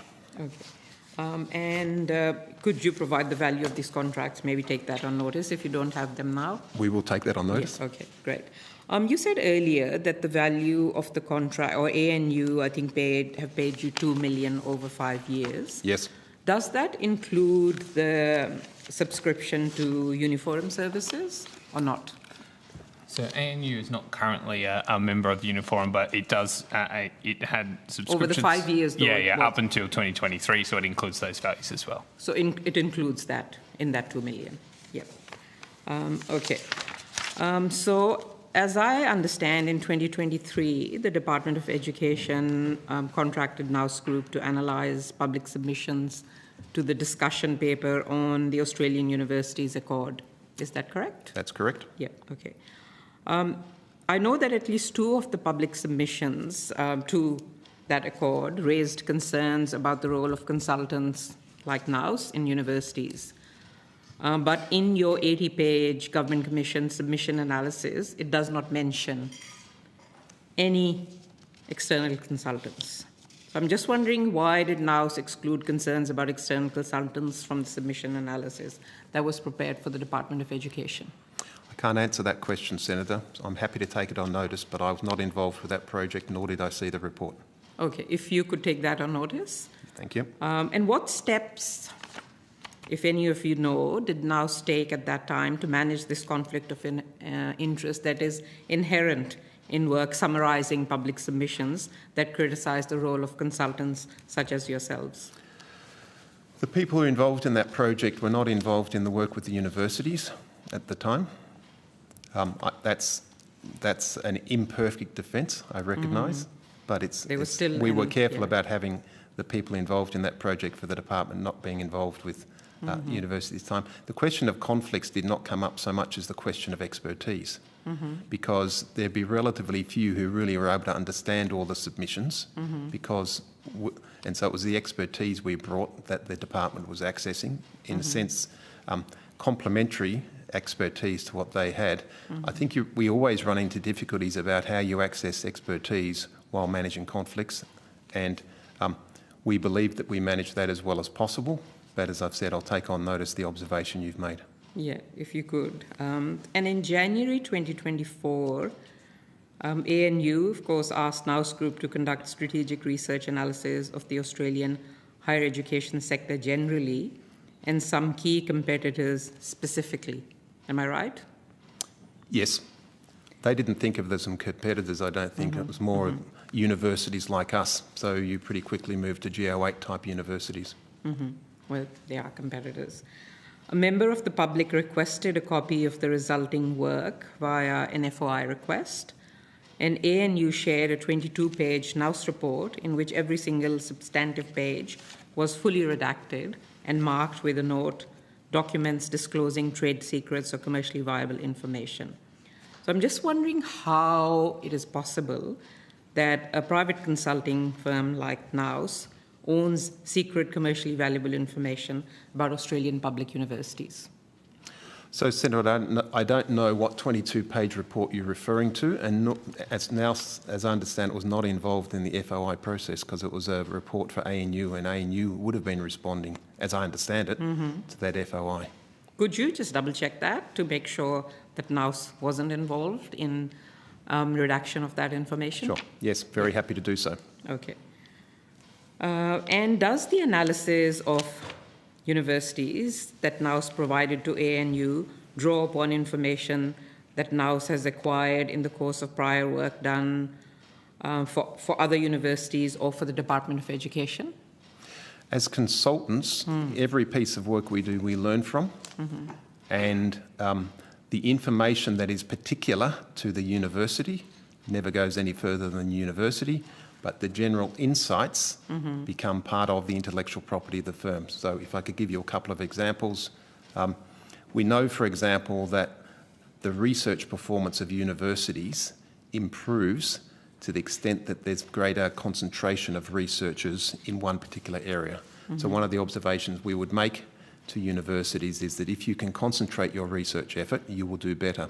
Secondly, it's extraordinarily difficult for Australian universities to find ever any source of revenue other than the international students that is substantial. They're the sorts of examples of intellectual property that we draw, which are not particular to any university, but are valuable to every university. And I think you did tell earlier that you don't buy data from universities. No, we don't buy data from universities. And then you don't sell it back as benchmarking either. Could I confirm that? If you don't buy it, then obviously. Well, let me describe the business model, because certainly the Saturday paper didn't understand it and didn't bother asking us about it. The business model is the universities have all agreed to be part of a forum called Uniforum. And in that forum, they've agreed they will provide information to a third-party provider, in our case, NOUS Data Insights, which assembles that information and is paid a fee for the work that we do in assembling the information and provides the information to the university so it can see its particular information on all sorts of dimensions against 30 other universities from around the globe. So, yes, we receive a fee for the work we do. Whether we buy the information or sell the information, we could have a philosophical discussion about. We are paid a fee for the work that we do, but the information is held by the university. NOUS Data Insights sees the information. NOUS Consulting does not see the information unless the particular university has approved the information. And how many universities have approved that over what time period? Information. Over what time period? In the last 5 years. In the last 5 years in Australia? Probably 7 or 8 or 9, but I'll take it on notice and come back to you for an exact number. Okay, so you have data from all those universities where both the groups know of that data? No, NOUS Consulting doesn't have that data. We're provided access to the data by the university, and then, but when we don't hold the data. Yeah, but you have access to that data. For the period of the project we're doing. Yes. Yes, that's correct. We have this, Senate has had a number of inquiries on, so-called firewalls that consulting firms have, or one arm of the consulting firm doesn't share data with the others, but those go up in a puff in many cases. How do you show that there is a firewall between the two? So Nous Data Insights, we're very clear who is part of Nous Data Insights and who is not. And everyone on the Nous Data Insights side and everyone on the Nous Consulting side is very aware of the contractual obligations we have to clients. There's a very clearly written contract, and people recognise that they have to work in line with that contract. Okay, so that it's just like, okay, we have this and you should adhere to it. That has failed many times, Senate committees have discovered. I just want to go to ANU. I think Senator Pocock was asking some previous questions. ANU's former Vice-Chancellor, Professor Bell, obviously used Nous uniform analysis to justify the Renew ANU restructuring program. And in the context of Renew ANU, Professor Bell presented uniform as a source of independent and objective analysis. And then ANU separately obviously awarded Nous contracts to help inform, design, and implement Renew ANU. I guess this is the sort of conflict of interest that I'm talking about. One of the submissions to the inquiry talks about one wing of Nous Group provides uniform analysis, makes the case for change, and the second wing of the same company swoops in to offer solutions to design and deliver that change. And I think what you said earlier was we have contracts in place so that that conflict of interest doesn't happen. Is that what you're saying? That's what you have in place? Sorry, I got lost in the question, Senator. So one part, I heard Mr. Taylor nodding his head. So what I'm saying is that one part of your group does the uniform analysis, makes a case for change, and the second part of the group swoops in and takes on the other contract to implement that change. Thank you. Nous Data Insights does not make the case for change. Nous Data Insights provides the data to the university, and the universities then make judgments. Let me give you some examples. There are some universities that say we spend less on research support than other universities. Is that why our research performance is less good than we want? Or we spend more on research support, which is part of our strategy. So universities look at the data and then they decide, what do we do? I assume, but we were not involved in the discussions, that the executive, and I would assume the council of ANU, looked at the uniform data and said, our data is out of line with some of our peers in some key areas. We face this financial challenge. This data helps us understand where we can improve in terms of that challenge. So Nous Data Insights did not make that case. You're right to say, Senator Faruqi, that had we met the Vice-Chancellor, we'd met her once. When Renew ANU was announced, I would think there were between 5 and 10 consulting companies that said to the university, we think we can help you. And you're right to say that we were one of those consulting companies that said, yes, we think we can help you. Senator, after the last question, this question, I'll have to end the session. Thanks. ANU's Chief Operating Officer has told us, I think it was during maybe this committee or during Senate estimates, that universities do not have access to the underlying formulas used to calculate uniform benchmarking scores. So I'm just asking you, what prevents Nous or the subsidiary of Nous, which does this work, from sharing underlying uniform methodology and formulas with client universities? Let me take that on notice, because I can't answer that exact question. Okay. Could you take that on notice? And then also, without providing them with the formula, how does Nous persuade universities to trust uniform benchmarking scores? That one... Yeah, if you could take that on notice as well, and I might put a couple others on notice. I prefer to answer it, Senator. Thank you. I prefer to answer it if I may. Do we have a minute? Yeah, sure. Yes, just to provide the answer and then we'll move on. Thank you. We explain, without going into the formulas themselves, we explain the rigour that we've gone through, we explain the philosophy and the thesis behind the data, and we demonstrate through our expertise. We then invite them to talk to other universities who have been in the program for 10 or 20 years. 20 would be a bit much, 10 to 15 years. And they go into the program with their eyes wide open in terms of what's the program going to do, what information is it going to provide, what's the rigour of this information, and we find that they're very persuaded by that. Of course, many universities choose not to buy it because they say this is not for us at this time. But there's never been a question about the rigour and integrity of the data that is provided by Uniforum. Yeah, how many universities actually buy it? Just one quick question, Chair. How many universities have now subscribed to Uniforum? You said ANU doesn't Australia, anymore. Sorry? Have over time. In Australia. At the current time? Yep. I'll give you an exact answer on notice, but it'd be between 12 and 14. Okay. Thank you. Okay, at this point, I'm afraid we are very behind time, so we do need to move on to our next witnesses. But I'd like to thank you both for your attendance and participation in our committee today. I note you've taken a number of questions on notice, including a question with a request to provide that information on camera, and we're asking for those to be provided back to us by the 26th of November 2025. The committee will now suspend just for a few minutes to enable a change of witnesses and also to just give senators a few moments instead of the scheduled break. So we'll return in about 5 minutes. Thank you.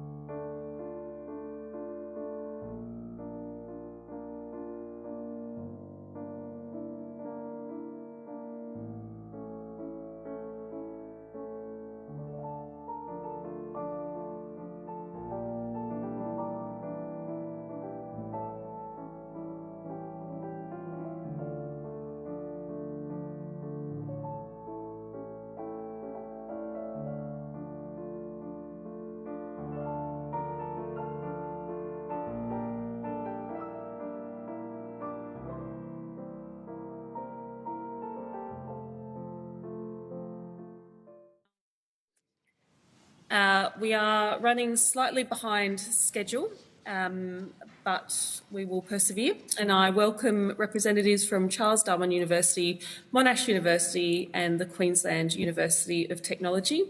I understand information on parliamentary privilege and the protection of witnesses has been provided to you.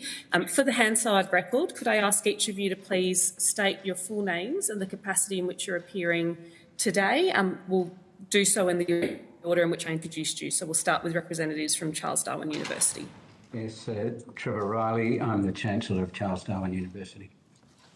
Scott Bowman, the Vice-Chancellor of Charles Darwin University. Thank you. And from Monash?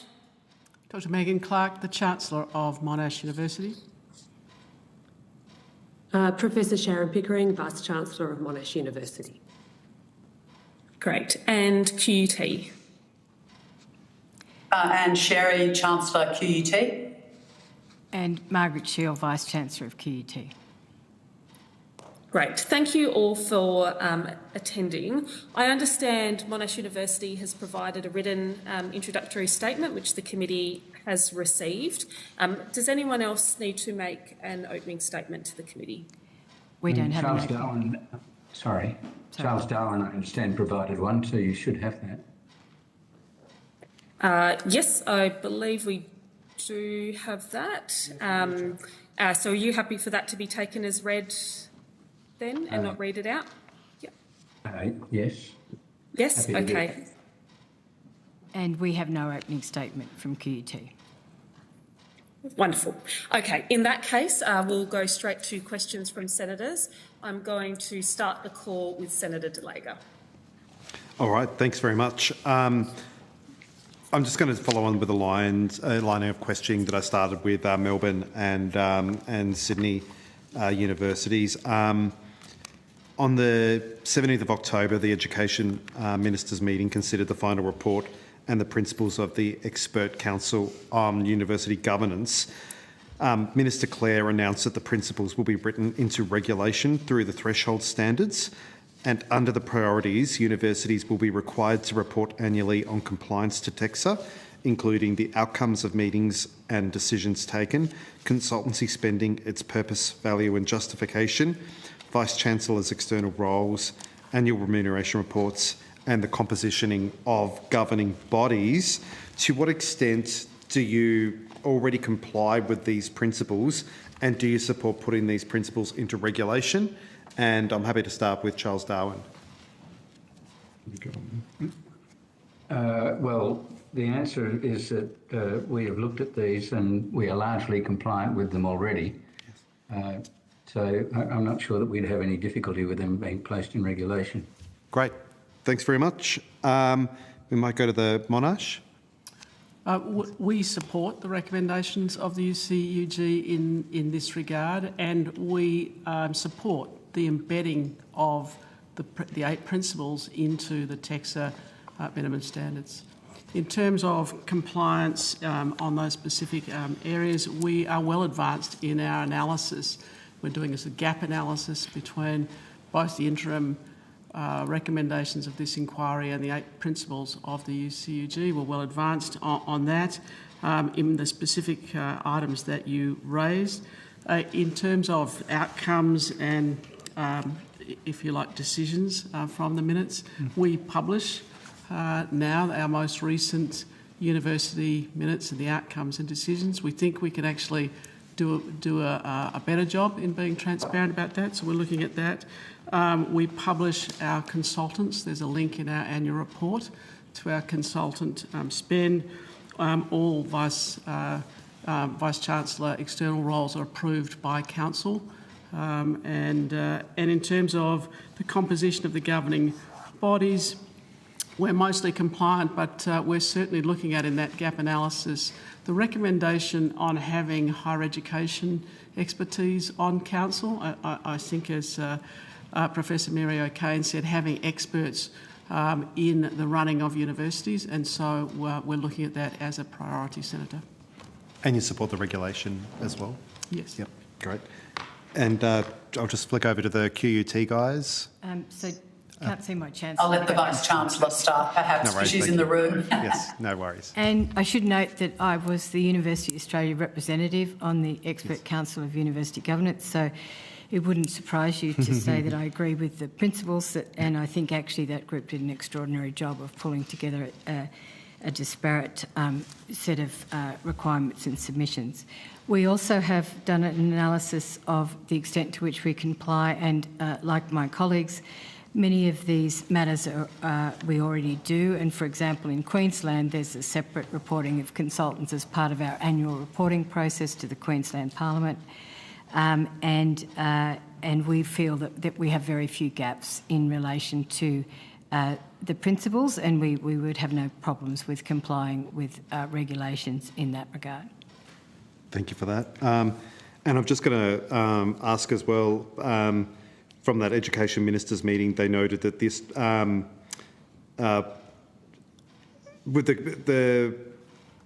noted with the Australian Government, with the Commonwealth Remuneration Tribunal, to establish a framework of pay classification ranges for Vice-Chancellors. Do you support that announcement and the proposed framework? Do you want me to go first? Yeah. Yes, I do. We noted in our submission, not to this inquiry, but to another bill, that actually the Remuneration Tribunal already has this power. They just haven't exercised it. And we're very comfortable with a notion that the Remuneration Tribunal would have a role in establishing benchmarks and frameworks for Vice-Chancellors' salaries. I would just add that one consideration that doesn't come into much of the debate around this is the extent to the experience of the Vice-Chancellors and also their tenure in the role, and that's also a consideration. But I'm very confident that the Remuneration Tribunal would take that into account in their considerations. Senator, Monash also support the UCUG recommendation that councils retain accountability for the Vice-Chancellor's REM with appropriate external benchmarking and context, and we support that recommendation that there is oversight and guidance from the REM Tribunal. And from Charles Darwin's point of view, we are likewise comfortable with it. Thank you very much. I'm just trying to ask these questions very quick just because I'm conscious of time. The Expert Council on University Governance identified high workloads and insecure employment as direct risks to teaching quality and staff wellbeing. What measures has your university taken to implement to manage workloads and support your staff, particularly casual and part-time employees? And do you believe the prevalence of insecure work has contributed to governance and compliance failures across the sector? I'll call on my Vice-Chancellor. Thanks, Senator. I appreciate the question.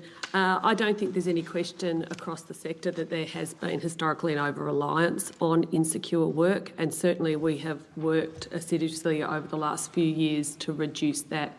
In fact, over the last 3 years, somewhere just over 1,900 sessional staff have moved into more secure forms of employment at Monash, and we've seen some very significant reductions there.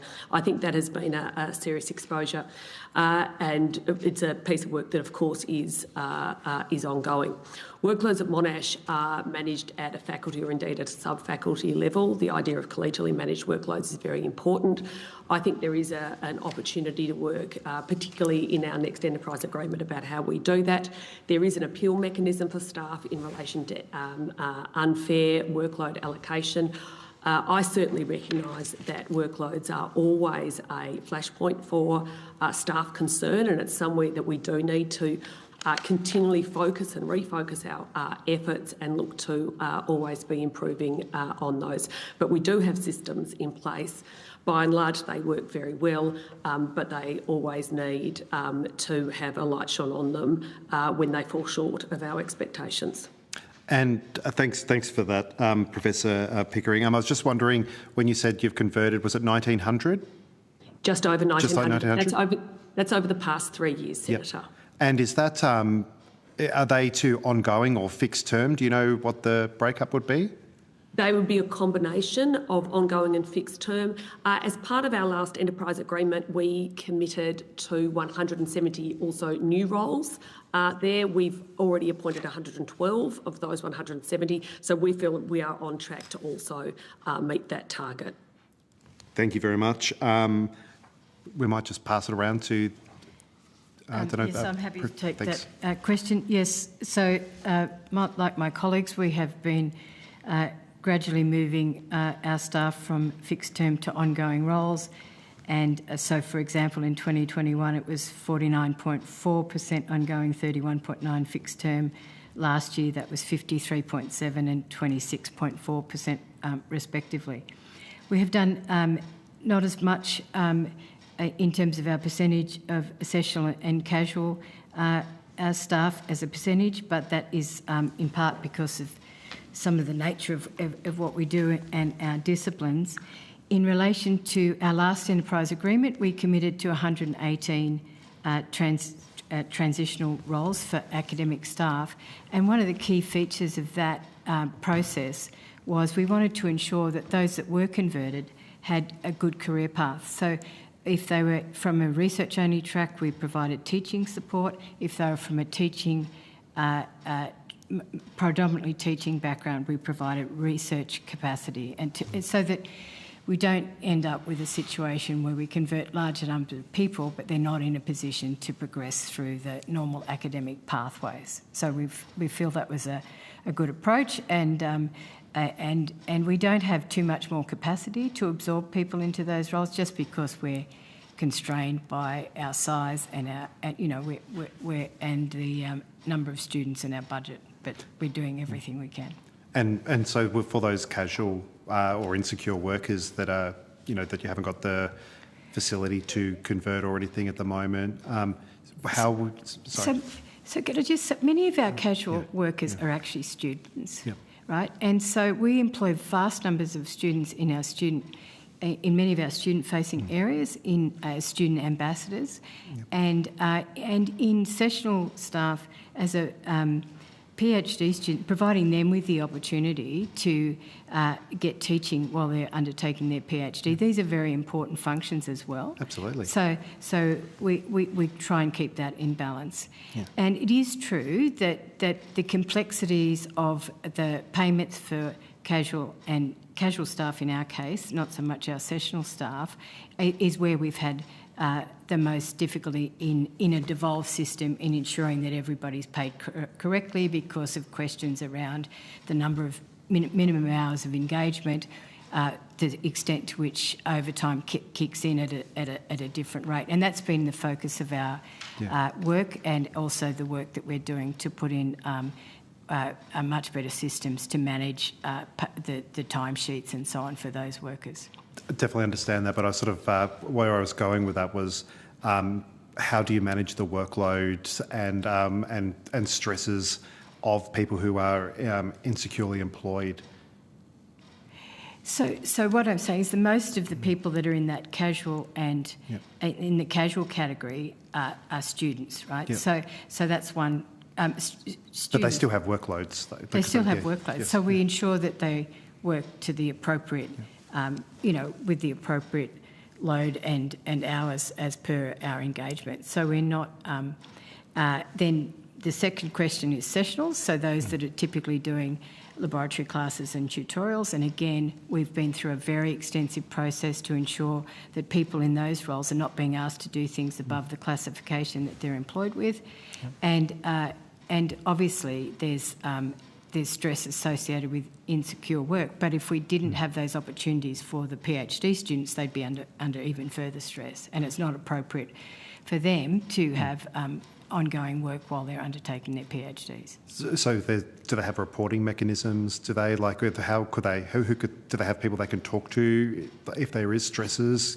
Sure. And how would you manage that? So we have, obviously we have a counselling, we have an employee assistance program, we have an anonymous complaint line. If a PhD student, because of a power imbalance, was feeling that they weren't in a position to raise the issue with their supervisor directly, we have a whole range of mechanisms by which students can access that students or those in those casual or sessional positions can access that kind of support. Excellent. Well, thank you. We'll leave that there. Senator, sorry, if I may add to that, and just to supplement what the Vice-Chancellor has said, we also, in our most recent EBA, laid all of this out, negotiated an outcome that the union here that the union representatives here were happy with, and we have wrapped arrangements around each of the categories of staff that you're asking questions about. So there has been a very long negotiation around this as part of our EBA process as well. No, thanks for that clarification. And where I'm going is, like, through the work that this committee has been doing in this parliament and the last parliament, is that we've found that that there has been a massive casualisation of the workforce. So that's where that questioning was going from. Our numbers are actually very steady as a percentage, so they haven't increased, but we haven't reduced them because of the categories of work that I talked about. Yeah, thank you very much. And I don't know whether Professor Bowman or Mr. Riley might like to comment as well. Sorry, I think you're on mute. And then after this, we'll need to rotate the Okay, sure. Thanks, Chair. Okay, sorry about that. Look, I think insecure work has been a problem, a big problem for the sector, and I think with some of the brightest minds in the country being on the least secure jobs, and I acknowledge that.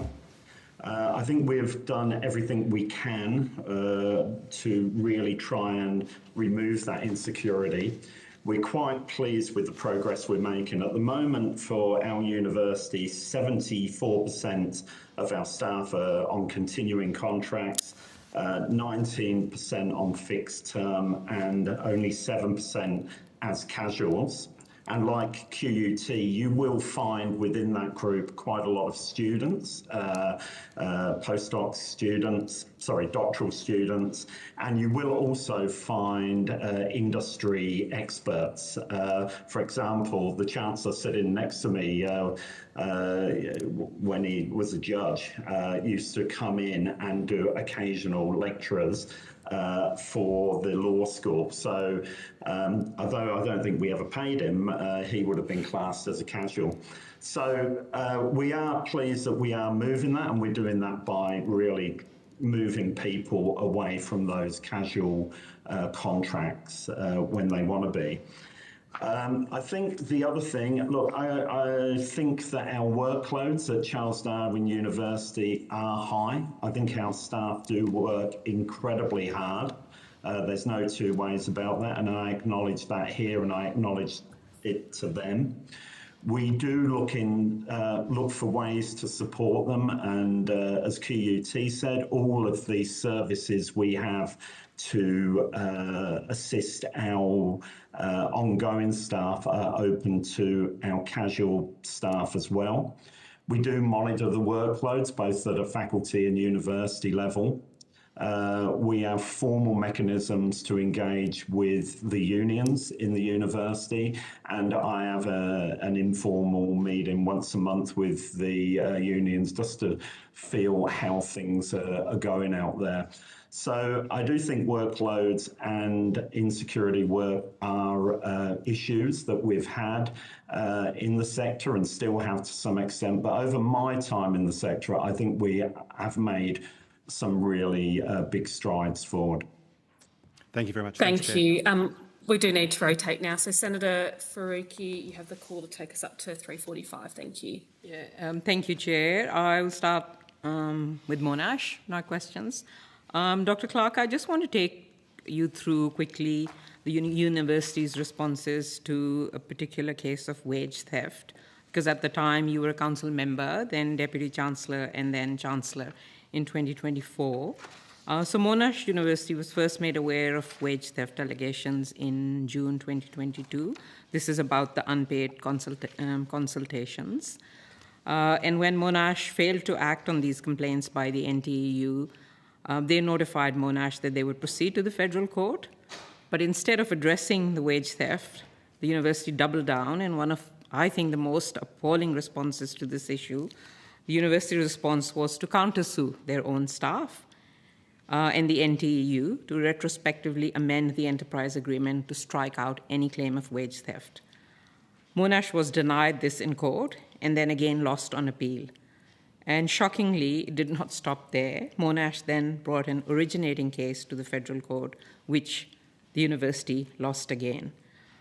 If I was at that university in this position, I would be embarrassed because you litigated your own staff when the university knew you were entirely wrong because Fair Work said you had breached the Fair Work Act, and essentially $17.6 million in wages were stolen. And now I have been told that the university is seeking mediation. So I want to ask you, for years Monash has been trying to sink staff and NTEU in litigation. Don't you think it's a little bit late for mediation? Mediation should have been the first step, not the last step now that you have lost multiple cases. So why didn't you seek mediation at the first stage? Thank you very much, Senator, for the question. And I'm going to hand to the Vice-Chancellor, but I just wanted to make one or two comments beforehand. Paying people on time, paying them fairly, and paying them accurately is very, very basic. And when we get it wrong, we have absolutely no excuse on that. I can go through what we have been doing and what we are doing now, but in your particular question in regarding this case, I'll just hand to the Vice-Chancellor. Thanks very much, Senator. The matters in question in relation to the case that you refer to are actually complex matters where very reasonable minds differed. And one of the reasons we can say that with some confidence is that we've seen some of the questions around the interpretation of contemporaneous consultation vex many universities across the sector, and indeed many parts within a given university will come to have had different views. Further evidence of that is in subsequent enterprise agreements, both the union and the universities agreed to clarify those definitions. So, we all recognise that they were terribly complicated. You are entirely right that the matter took way too long. We needed to get that done a lot sooner. When I became Vice-Chancellor, I made it a priority to make every effort to progress to a resolution in relation to the case that you referred to. I would commend to you the mediation, because the mediation is the outcome of the decision of the courts and a recommendation of the courts, and it's been actually enormously constructive. And here I do want to recognise the role of the union and of colleagues in relation to that. The intention is for us to go with joint orders back to the court, and we do regard that as a really constructive approach in what has been a case that has taken too long. We want our people paid properly and on time, and we want to get to the root causes of this. And certainly that's where a lot of my effort has been, in making sure that going forward that we've got the systems and processes and ways of doing things that can actually ensure that for our people. So when is this going to be resolved? My understanding is the mediation is scheduled for later this month.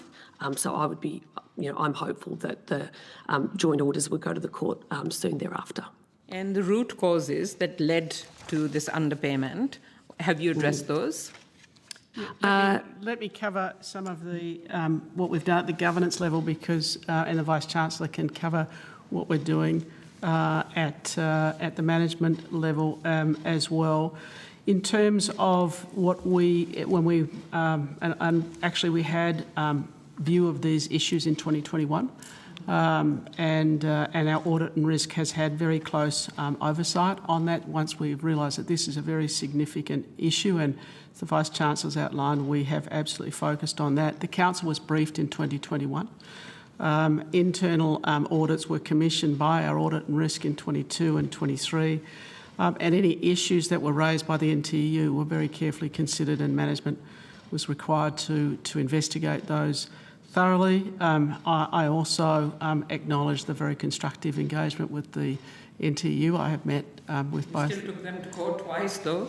No, I'm just acknowledging, since I've been Chancellor, just that engagement with both the National President and with our State Secretary and also our branch. And those conversations have been very constructive in terms of root cause and what we're doing at the management level. I'll ask the Vice-Chancellor to give you some additional information. I think maybe if you could provide on notice, Vice-Chancellor, what has been done to address the root causes of this issue. I'd appreciate that. I know I have limited time, so I do need to ask some other lines of questions as well. We'd be very happy to provide that to you, Senator. Thank you. Yesterday, it was welcome news and long overdue news to hear that Monash University will not renew its partnership with the climate-destroying Woodside, and I really want to give a shout-out to staff and students who for years have been campaigning for this partnership to end. When is the partnership going to end? Vice-Chancellor. Thanks very much, Senator. I'd like to begin by saying that Monash University researchers across a number of faculties, particularly the Faculty of Engineering, have undertaken really significant work, and a big part of what they do is to inject technological know-how in relation to the energy transition. That's very important work for a Faculty of Engineering, and for much of that work, industry partnerships is absolutely critical. However, what has been abundantly clear through communications with our broader community is they expect us to work in alignment with our values, and indeed to ensure that we are always partnering well, and that's what we've intended to do. The current partnership framework agreement was due to end at the end of this year, and that is what is completing. I do want to be clear, though, is that colleagues within the Faculty of Engineering will continue to look at the kinds of partnering work that they want to do in relation to the important research that they undertake, whether that be with Woodside or indeed with others. What we have also sought to do is that, of course, in any future partnering arrangement, the expectation is it will be in alignment with our ESG statement and our responsible partnering framework. Both bodies of work have been subject to extensive consultation with our community, and in essence, they're in their final stages at the moment. What we have done we have released Woodside from the naming deed in relation to the philanthropic arrangement that was entered into with them to remove any possible ambiguity in relation to the relationship. So what is the value of research that is funded by Woodside currently? The partnership agreement was $43 million from Woodside to the university over the course of, I believe, 6 years. Okay. And that you're saying that other research work will continue? It may not be this partnership, but you will continue to do research with Woodside, one of the most polluting fossil fuel companies in this country, whose Northwest Shelf project is going to be one of the most polluting projects in the Southern Hemisphere. Does that fit in with the values of your university? I'll just go to what I believe is the first part of your question, Senator. The first part of your question relates to there may be some projects as part of the partnership framework agreement that is due to complete at the end of this year that may run slightly over that time frame because those projects are, in essence, finishing up. What we've been very clear about is whether it's in relation to Woodside or any other partner that they would be in alignment with our ESG statement and our responsible partnering framework. We are a university that is deeply committed to academic freedom, but also working in alignment with the values of our university and our community. These are complex matters, and we seek to navigate them carefully and with great consideration. Okay, but you said you will be compliant to the your ESG statement in future. That's correct. Yep. I just want to keep on theme of the climate crisis because I know that Monash is planning on shutting down its well-established Sustainability Development Institute, which seems like a pretty terrible decision to me in the midst of climate crisis. I know that staff and students are really upset with that decision because that institute has been doing some excellent research over a long period of time. Have you consulted with students on this decision to dismantle the institute? Yes, we have, Senator. And what was the response that you got? There's a range of views across from students, but I'm very grateful that they have met, particularly with our Deputy Vice-Chancellor Education, to ensure that we have heard those, and they've also been part of the broader change consultation process. Did any of them want the institute to be shut down? Perhaps you'd permit me the opportunity to speak to the change proposal. All the work of the Institute is continuing within Monash faculties. You may be aware that Monash has 10 very large faculties compared with other universities. Many other universities have far fewer faculties than Monash, but we have remained committed to a comprehensive spread across our faculties.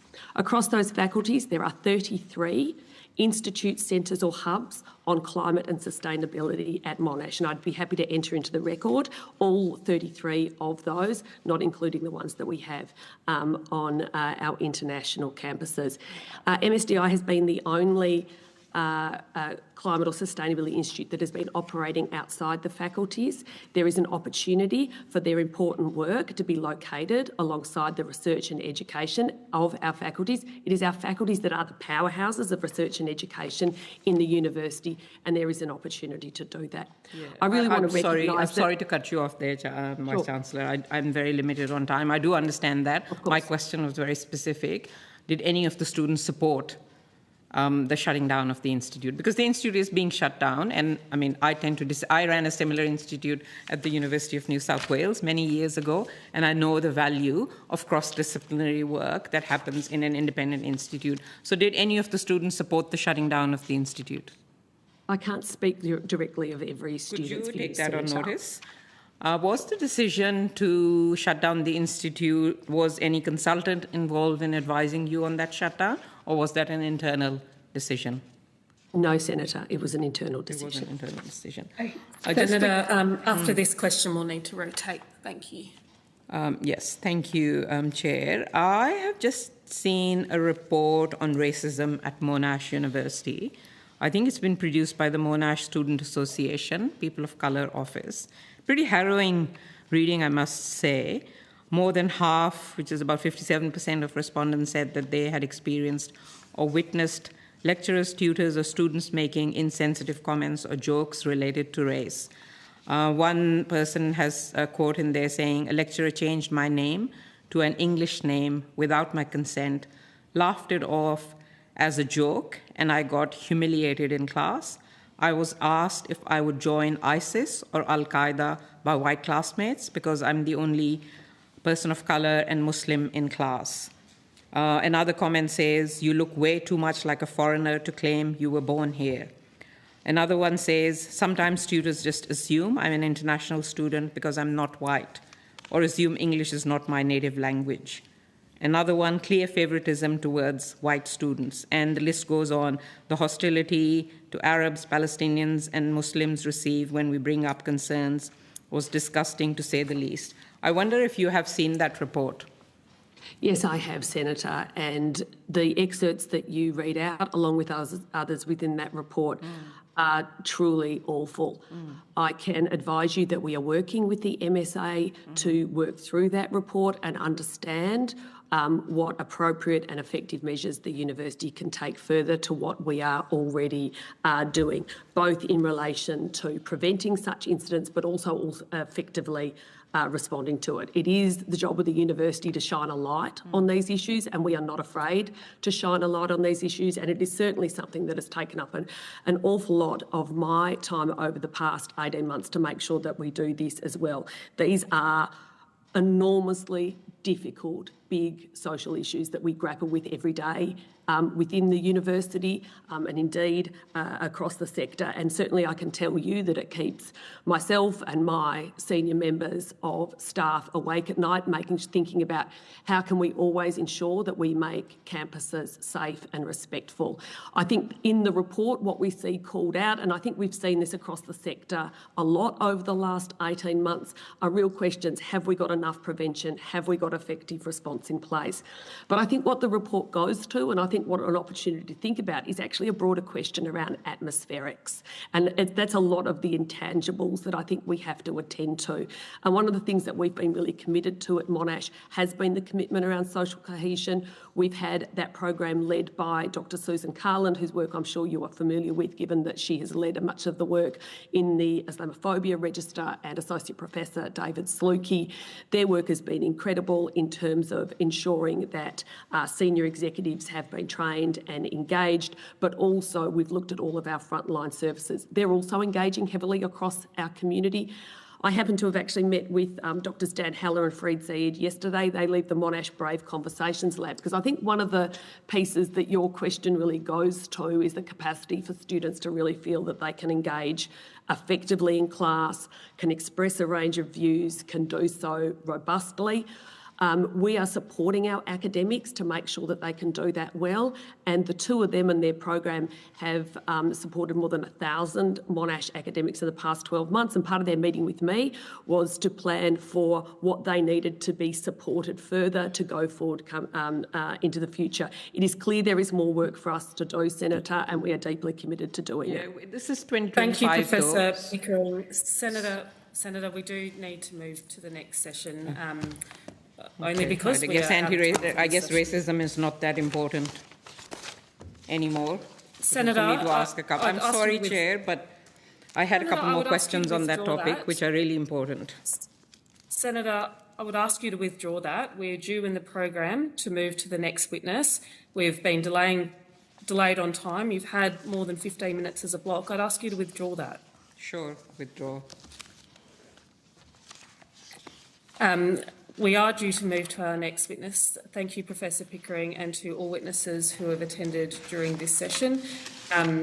You've taken some questions on notice. Those are due to us by the 26th of November 2025. We ask for your cooperation in having those back to us by then. The committee will now suspend for a brief moment as we call representatives from the ANU Governance Project to the table.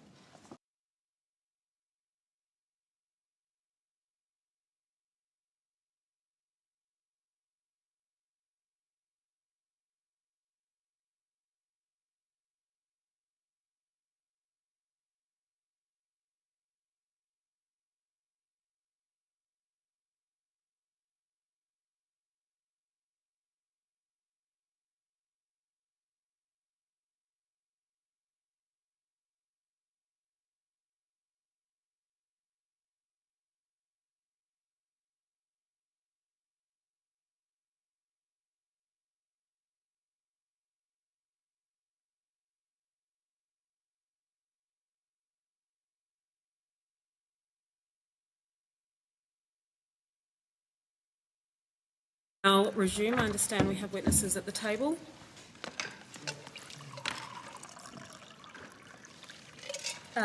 Before I call representatives from the ANU Governance Project, I remind senators that we are working to a program which was agreed prior to the committee meeting.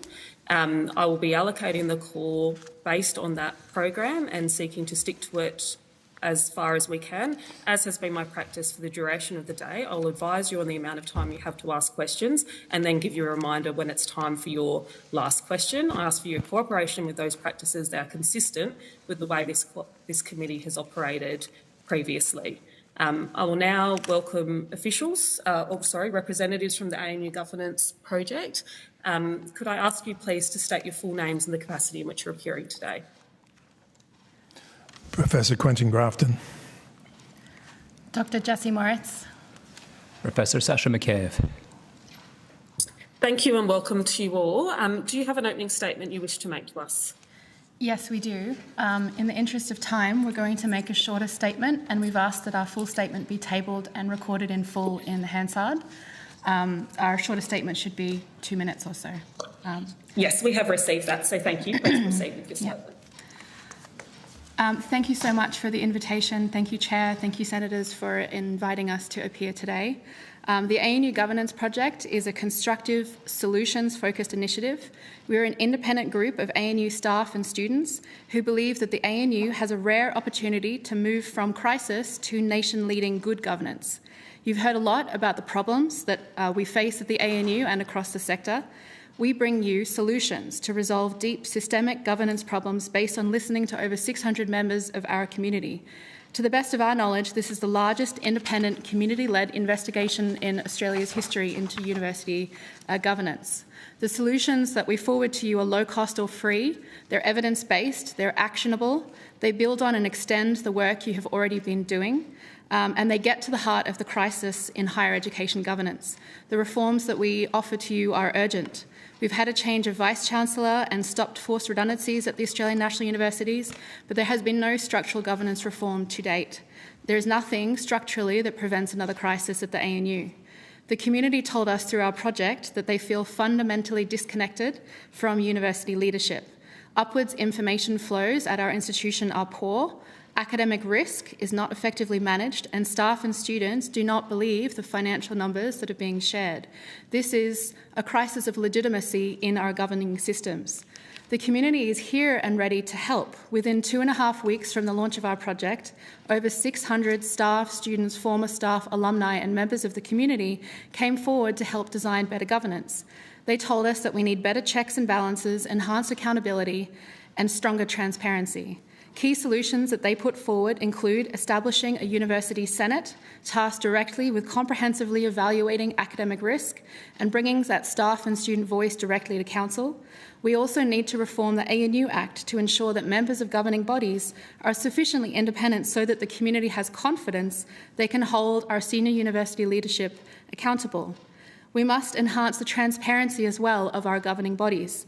This could be enacted straight away. For example, the ANU Council next meets on the 28th of November. They have the power under their existing powers to make this meeting more open and accessible to the public, and they can actively invite the community to attend. These are the types of solutions that will help us rebuild legitimacy of governance at our national university and prevent us from being back here in a year or two's time. ANU is a microcosm for what is happening across the sector, but it's the only university that's under federal jurisdiction. It's ideally placed to model what good university governance should look like in Australia. If you want to reform higher education governance, start with us. We've tabled the specifics of our recommendations in the interest of time, including our original full statement, but we're ready to work constructively on these issues with you and with our university leadership and with the community, and we're open to your questions, including questions on notice. Thank you. Thank you. I'm going to kick off. Before I do, I'll just let senators know I've allocated 7 minutes each. I again will give you a warning when it comes to your last question. Senators are also welcome to use their own watches or the clocks in the room to monitor their time.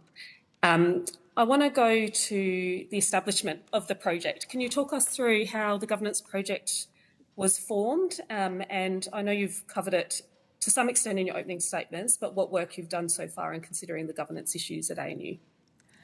We formed as a small group of staff. We formed in the context of the Renew ANU environment, but we're not focused on short-term change management processes, and we're not focused on individual leaders. We're focused on the broader systems by which universities make decisions and are held accountable for those decisions. So we started as a small group, and we started to spread out through networks of trust, and we started to draw in people who were very invested in the future of ANU and who wanted to build constructively towards that future. We've started to run, it's in our report, but a full large public survey. Over 590 members of the community participated in that. We also designed and ran small group conversations, kitchen table conversations, and we also ran a project workshop including 40 members. We put a lot of effort into making sure that every part of ANU was represented and every type of sort of category, if you like, of members of the community was able to participate. This work took a couple of months to design. When we released, we were overwhelmed, I would say, with the goodwill and also the level of support from the project, from the community. It was a time, as you would know, where there was a great deal of reputational damage occurring for the ANU. There was a great deal of, I would call it trauma and distress in the community. And this is a project that allowed people to focus their attention towards solutions. We've released our draft report. We will soon be releasing our final report as soon as we can get it together, noting that we are a volunteer group of staff and students doing this on our own time, but we will get that to you as soon as we can. We've also been reaching out and attempting to have meetings with the university executive, with council, with policy. Thank you very much. And noting that you're still working on your final report, in terms of the recommendations you've made around governance, which could come to amendments to the ANU Act, can you talk us through those structures? And I'm particularly interested in your work on the Academic Senate, and if you could confirm whether you're proposing to have just staff and students on the Senate or talk more to that. Yeah. So there are a number of Senate-type bodies across Australia. So I want to distinguish between what might be called a Senate under our current governance frameworks in some Australian universities and the body that we're proposing for at the ANU. We're proposing that the ANU Act be reformed to establish in law a representative body. What we noted was that there is a core issue at ANU of getting the right information up to our governing body, currently Council, making sure that when there are periods of crisis at our university, we have internal mechanisms to address those crises, work through difficult issues, have those debates, but have them in ways that are internal to the university. International best practice at top public universities around the world is to have a substantive university senate.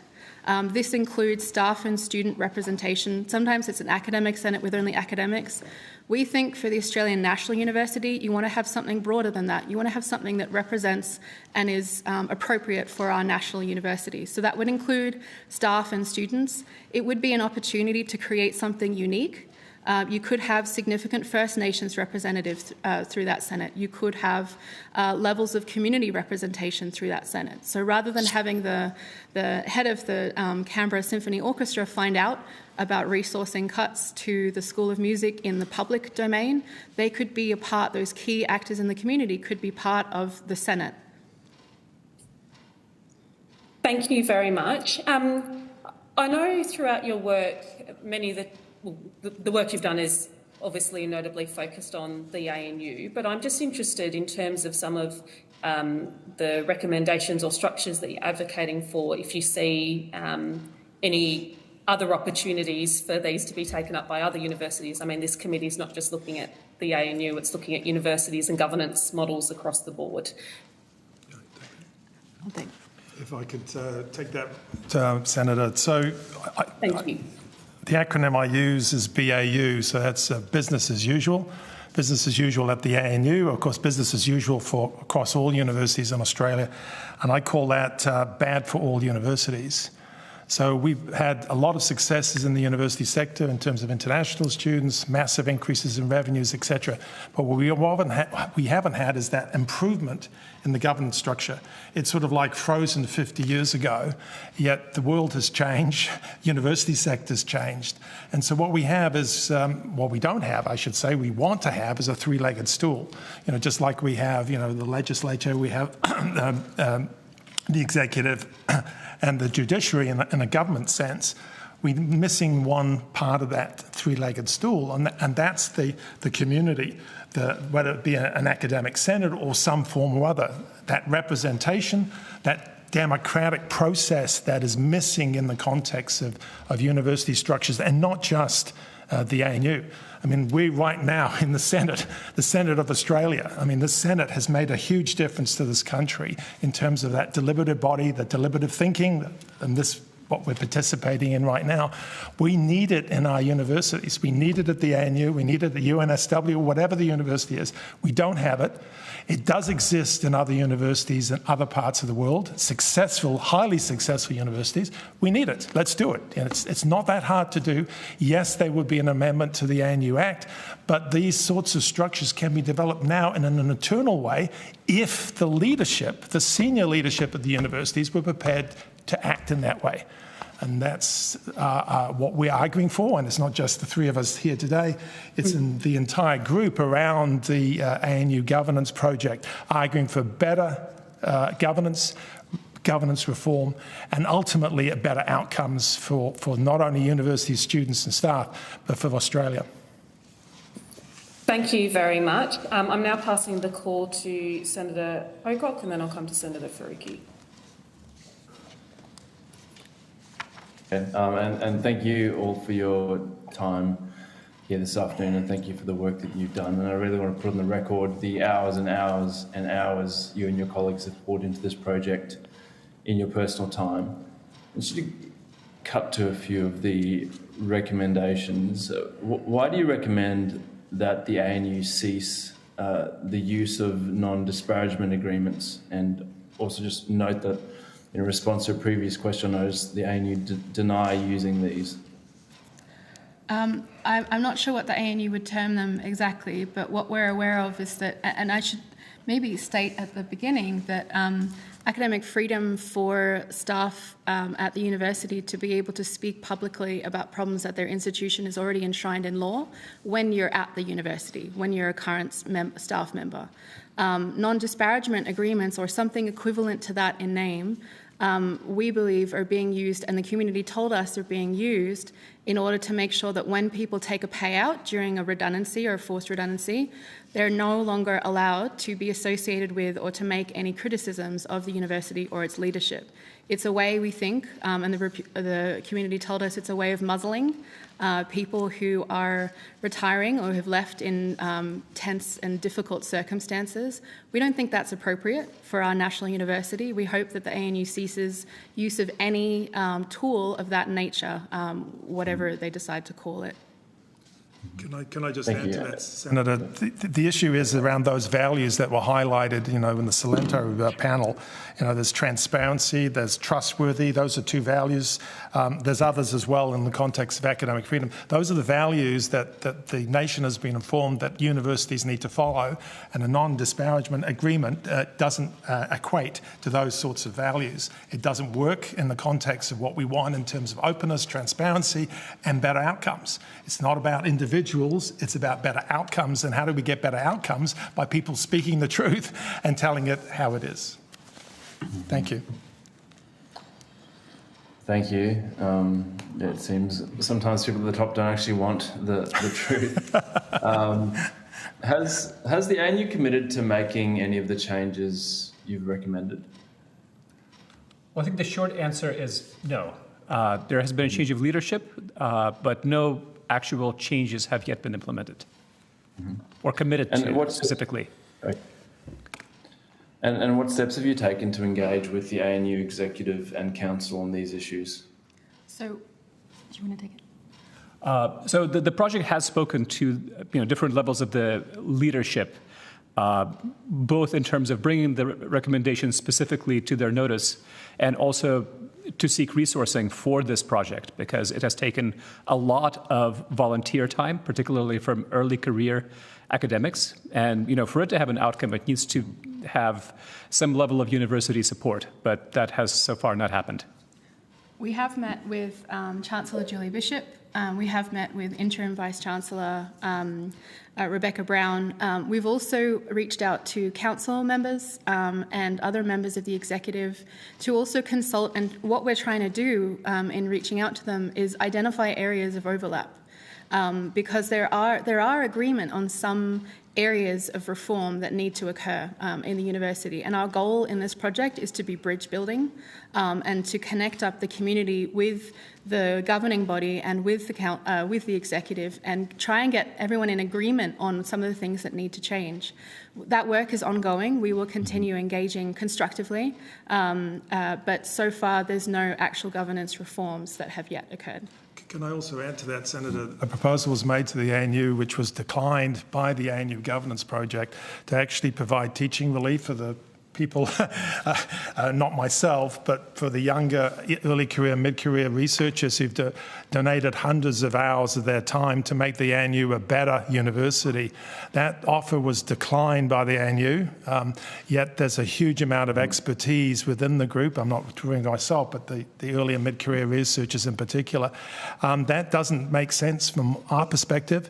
And I think the ANU needs to answer a question: why did they decline, and why are they doing that when there's an opportunity, almost like $100 note on the sidewalk on the footpath, available for them to pick it up and yet they've walked over it. So that's, to me, is a question that I don't have an answer for, but it responds to your question, Senator, as what we're doing and what we're trying to do.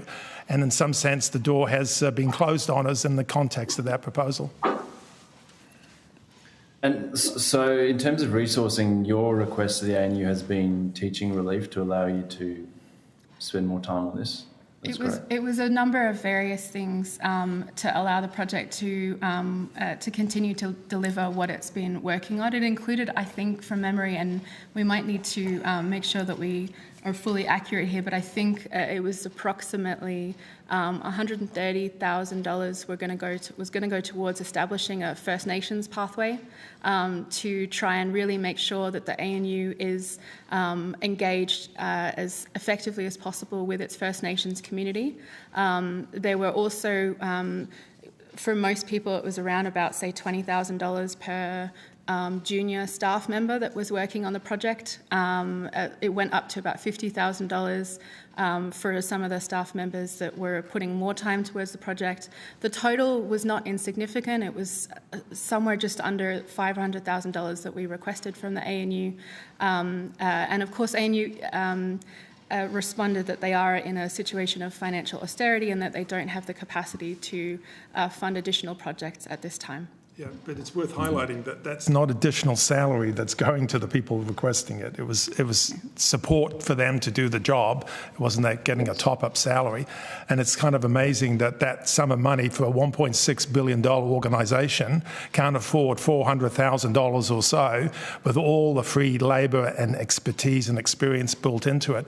Yeah, they can spend millions of dollars on consultants, and they have done in 2025 and 2024.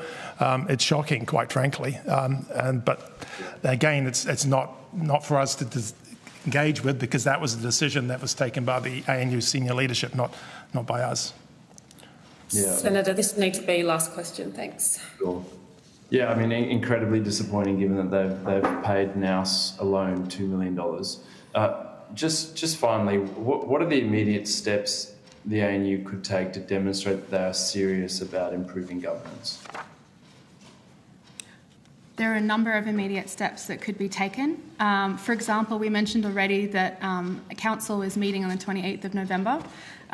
Staff and students are already allowed to observe Council, but in practice that's very rarely done. We've recommended that Council could be live streamed. This is actually not as radical as a proposal as it sounds. It's done at US public universities as a means of practice, but however you want to open up the council meetings, that's really important to re-establish legitimacy with the community at this stage. You can also release more detailed budget figures. This is something that the community was crying out for through our survey and through our consultations. And this is not just a matter of releasing more numbers. The problem that we have at the ANU is that people told us that they don't believe the financial figures that are being released. So that work there to restore the legitimacy of the finances of the ANU is really critical and really urgent, and it's crucial to rebuilding trust with the community and setting ANU on a path. We think there's a real opportunity here to set ANU on this path. We want to be very clear that we're still looking and engaging with the community, and we'll engage with everyone constructively to try to find solutions. The full list of immediate steps you'll see in our draft report. Well, Thank you very much. Thank you, Chair. Senator. Thank you. Senator Faruqi, you have the call. Thanks, Chair, and heartfelt thank you to all of you and everyone who's been working on the ANU governance project for doing such collegial and collaborative work. It actually does show that's what universities can do, are capable of as well.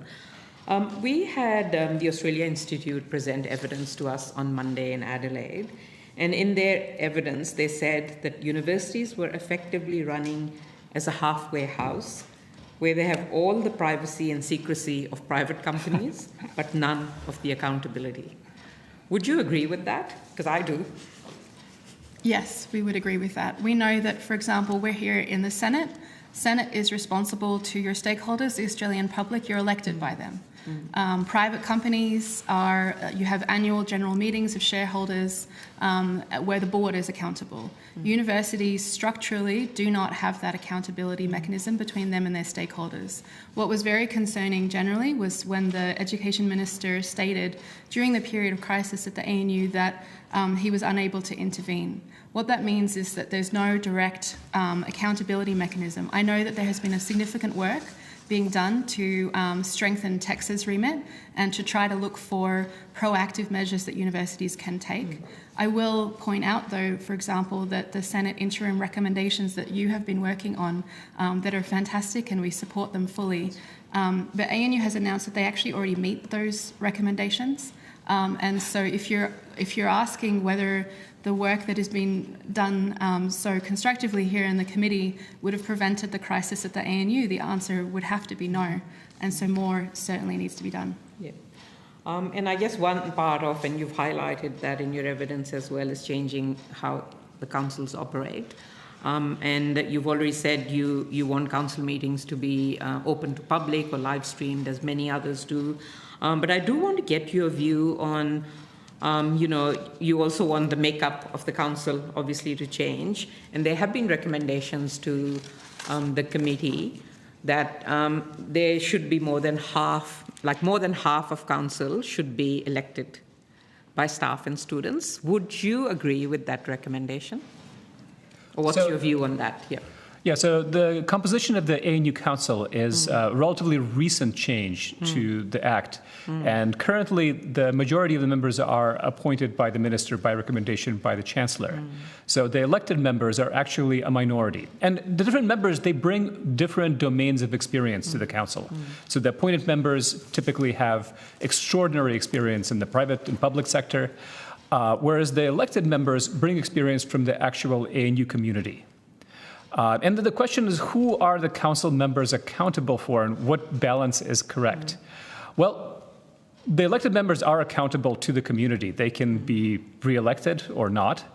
The appointed members are less accountable.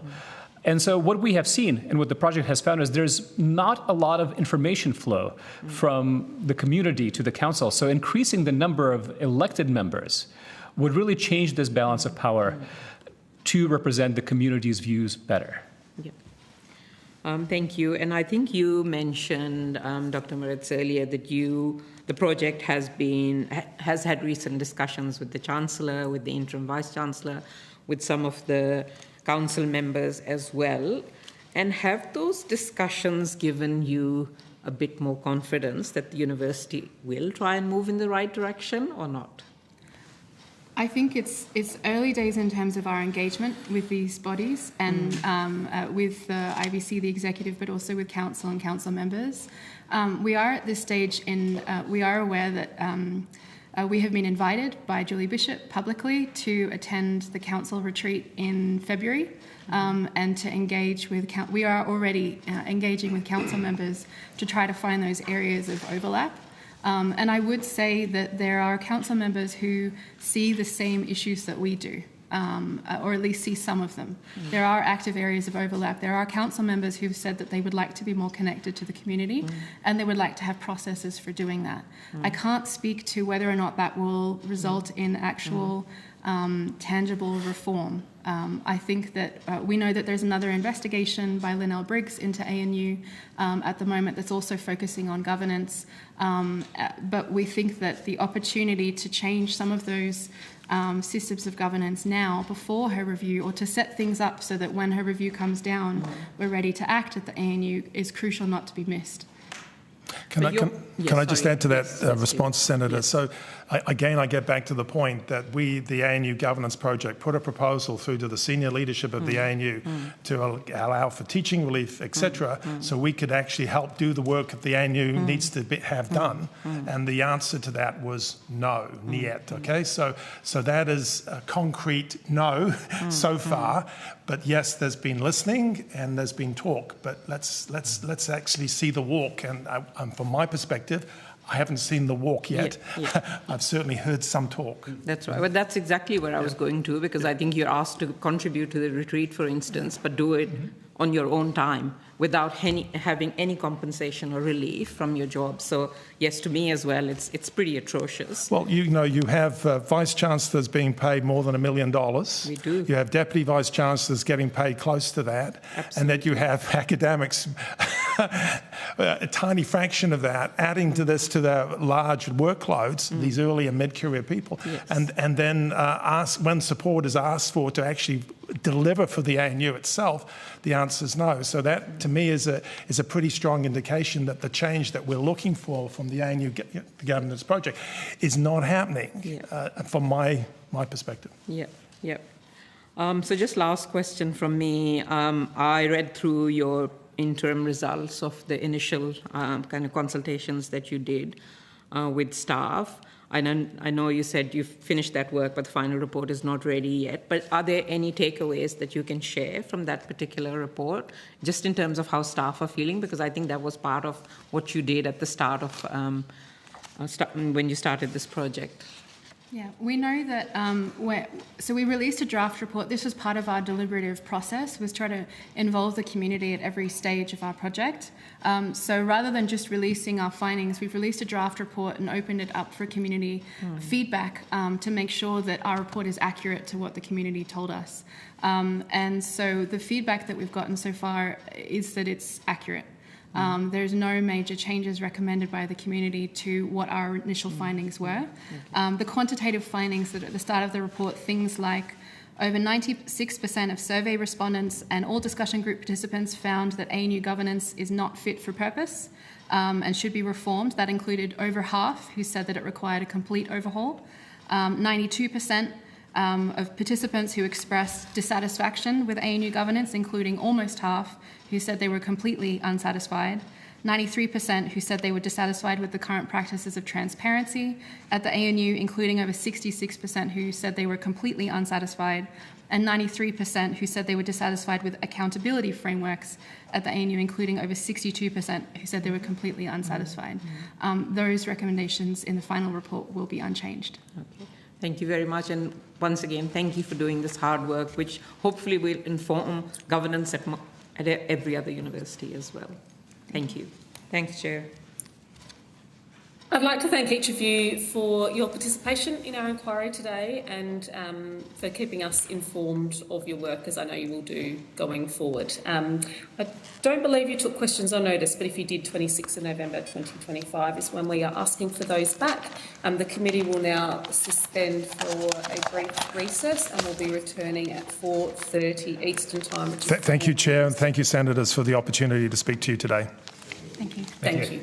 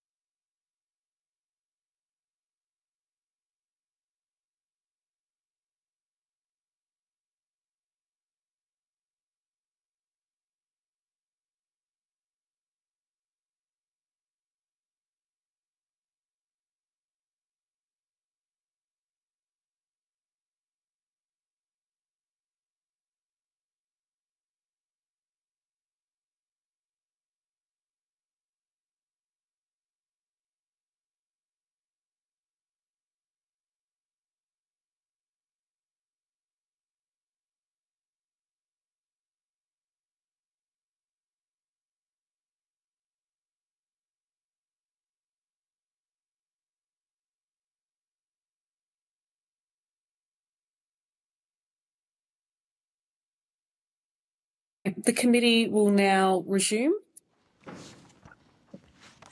And I am calling representatives from the Department of Education and the Tertiary Education Quality and Standards Agency. The Senate has resolved that an officer of a department of the Commonwealth or of a state shall not be asked to give opinions on matters of policy and shall be given reasonable opportunity to refer questions asked of the officer to superior officers or to a minister. The resolution does not preclude questions asking for explanations of policies or factual questions about when and how policies were adopted. If a witness objects to answering a question, they should state the ground upon which the objection is made, and the committee will determine whether it will insist on an answer having regard to the ground which is claimed. If the committee determines to insist on an answer, a witness may request that the answer be given in camera. Commonwealth officers appearing today are also reminded of the Senate order specifying the process by which a claim of public interest immunity should be raised. A copy of the order is available from the Secretariat. For the Hansard record, can I ask each of you in the room to please state your full names and the capacity in which you appear today? You may like to order yourselves in doing so, as I'm not in the room. Thank you. I'll begin. Mary Russell, the Chief Executive Officer of TEXA, and we'll go through the TEXA staff. Nicholas Reardon, General Counsel at TEXA. Tabor Ackman, Regulatory Reform Lead. Yasmina Yoldic, Deputy Secretary, Higher Education Research and International Group. Jessica Moore, First Assistant Secretary, Policy Payments and Data Division. And Felicity Ryan, Assistant Secretary, Higher Education Policy and Engagement. Great. Thank you all. Do either department or agency have an opening statement they wish to make? I do, Chair. Thank you. Okay, please continue. Thank you.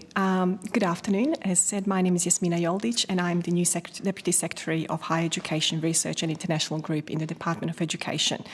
It is my pleasure to appear before the Senate Committee for the first time and only 3 weeks into the role. As such, I would like to briefly introduce myself to you. Over the past 19 years, my career spanned a number of state and federal government portfolios, as well as the higher education sector. Most recently, I was the Director General of the Queensland Department of Justice and Attorney General. The education portfolio holds a special meaning to me. I'm a first-generation migrant in Australia. My family and I left our war-torn home in Bosnia in late 1992 when I was 9 years old. We spent the next 8 years as refugees in Germany. While parts of my childhood were disrupted, my parents always ensured I could continue my education. I will forever be grateful for that. I'm the first Deputy Secretary who was born in Bosnia, but I certainly hope I am not the last one. It is in this new role that I have the opportunity to contribute to an education system that has transformed my life. The fundamental role of public institutions, including Australia's universities, is to serve the public. Our universities are stewards of knowledge and places of teaching and learning, creating new knowledge and education for many, many people each year. They are also autonomous and self-governing institutions. This practice has a long history and ensures universities have the freedom to engage in intellectual inquiry and to contribute to public debate. The independence of our universities is important to safeguard for both current and future generations of students. For our universities to continue in their mission to serve the public good, they must be governed well. I look forward to working with this committee and the sector to strengthen university governance and to ensure the quality and reputation of Australia's higher education sector. Thank you again. Thank you very much. Are there any further opening statements? No, thank you, Chair. Great. And it's wonderful to have you all with us, and especially to welcome the newer officials to our committee as well. So thank you very much. I'll now move to questions from senators. I understand we've got 3 senators seeking the call, which is Senator Faruqi, Pocock and myself. I'll be allocating the call for approximately 13 minutes each. Senator Faruqi, you have the call. Thank you, Chair, and thank you for appearing in front of us again. I might start off with some questions to TEXA. Are you aware about the situation at Campion College in Western Sydney, where senior academics have publicly promoted white nationalism, replacement rhetoric, anti-Semitic conspiracy theories, and links with groups containing neo-Nazis? Thank you, Senator. We are aware of those concerns and allegations that have been raised. We have commenced preliminary inquiries and have written to Campion College asking for specific responses in relation to their investigation process of those matters and for information about their current policies that are relevant to how they manage not only freedom of speech but safety and wellbeing and discrimination and inclusion. Yeah. So does that mean that you've started an investigation into that? We're at the stage of preliminary inquiries. Depending on what we get back from Campion and what further information we need, it may be a shorter process. We're not in a full compliance assessment at this time. Okay, and the compliance assessment would be determined by the preliminary inquiry? Yep. Correct. Ultimately, who is responsible when a higher education provider becomes a home for extremist ideology under the guise of academic freedom? Because I understand that the college themselves did an investigation and said this was academic freedom, really horrific rhetoric that has come out of academics is academic freedom. So in the end, will TEXA be the body that decides on what's going on there and what action to take? So higher education providers are the owners of the risk and are expected to be fully accountable for managing not only the risks but ensuring that they are compliant with the higher education standards framework. So we would want to understand how Campion College or any provider embeds the requirements of the standards in their policies and practices and in the ways that they apply those in investigations of any such allegations. Academic freedom is defined in the HESA Act and it is not without limits, and both the limits of academic freedom and the accountabilities under the standards are something we would expect to see from Campion. If we felt that they were not compliant and there was evidence of that, then we would consider taking action in the form of conditions or other requirements. And just to the department, I guess I'm asking what actions are available to the department under the current legislation to ensure that a provider is not normalising extremist or racist ideology, because what we've seen here is public advocacy for a white Australia policy, claims of diabolical forces from Indian migrants. This is what the academics have said, and they have participated in rallies organised by neo-Nazis. So is there anything the department can do, or are you waiting for TEXA's preliminary review and then an investigation if it comes to that? Very much, Senator. We're waiting to ensure that the TEXA has done its the job that they have. What I can say at a broader level, at a higher level, is you would be aware of the funding that has been provided to the Human Rights Commissioner to undertake the work into racism on campuses, and we'll be waiting to see what the outcomes and what the recommendations will come out of that process, which we're expecting by the end of the year. Yeah, I am aware of that, but I think there's an urgency here. Given that neo-Nazis are marching on our streets, neo-Nazis were outside New South Wales Parliament and given permission, to spout their anti-Semitism. So I guess there is an urgency here. Are you treating this issue as an urgent issue, and is there a quick timeline and a turnaround for the college to provide you with the information that you have asked for? So, Senator, I don't off the top of my head know the return date for the information that has been requested from Campion College. We must give them a fair opportunity to reply to that, but this is a matter that is live. This is not a matter that is on hold. Yeah, I completely understand that you must give them a fair opportunity, but many of these comments made by the academics who work there are pretty public comments. You can just look them up. So there is no ambiguity about what they are saying. Does that make a difference to your process at all?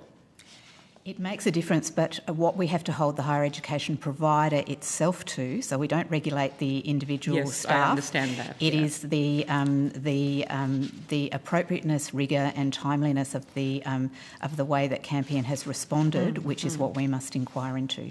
Yeah, no, I understand that. I really do urge you and plead you to act on this urgently as you can, as many people in the community are extremely fearful of what is going on our streets. Thank you very much. Thanks, Chair. Thanks, Senator Faruqi. Can I just confirm you're ceding your time for the department? And yes, I am. You have no further questions. Okay, I am. Senator Thank Pocock, you have the call.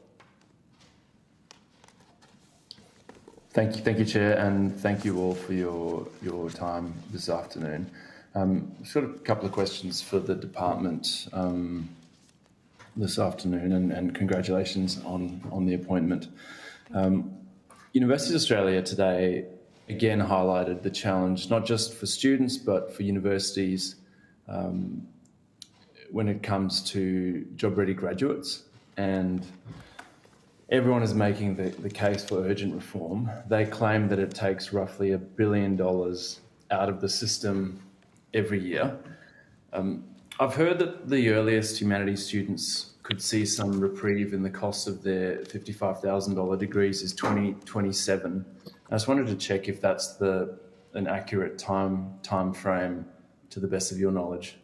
Thank you, Senator. I have seen the reporting on that this morning, and I do not have the details on me. I also, if maybe my colleague would like to comment. Yeah. So, Senator, I think what I'd say is I think the Minister's made a few statements about this matter on the record, including that the Accord, obviously, who highlighted the challenges with the Job Ready Graduates package that has, and the Accord report that's been given to government, highlighting that that's a blueprint for 10 years of reform that is underway with the establishment of the interim ATEC at the moment. And I believe the Minister's on record saying that there's more work to do. But at the moment, the interim ATEC is in the establishment phase. It's doing a lot of work regarding needs-based funding and the funding arrangements required for 2026. Part of the terms of reference that the ATEC have, which are publicly available, go to commencing work to better understand the cost of teaching and learning.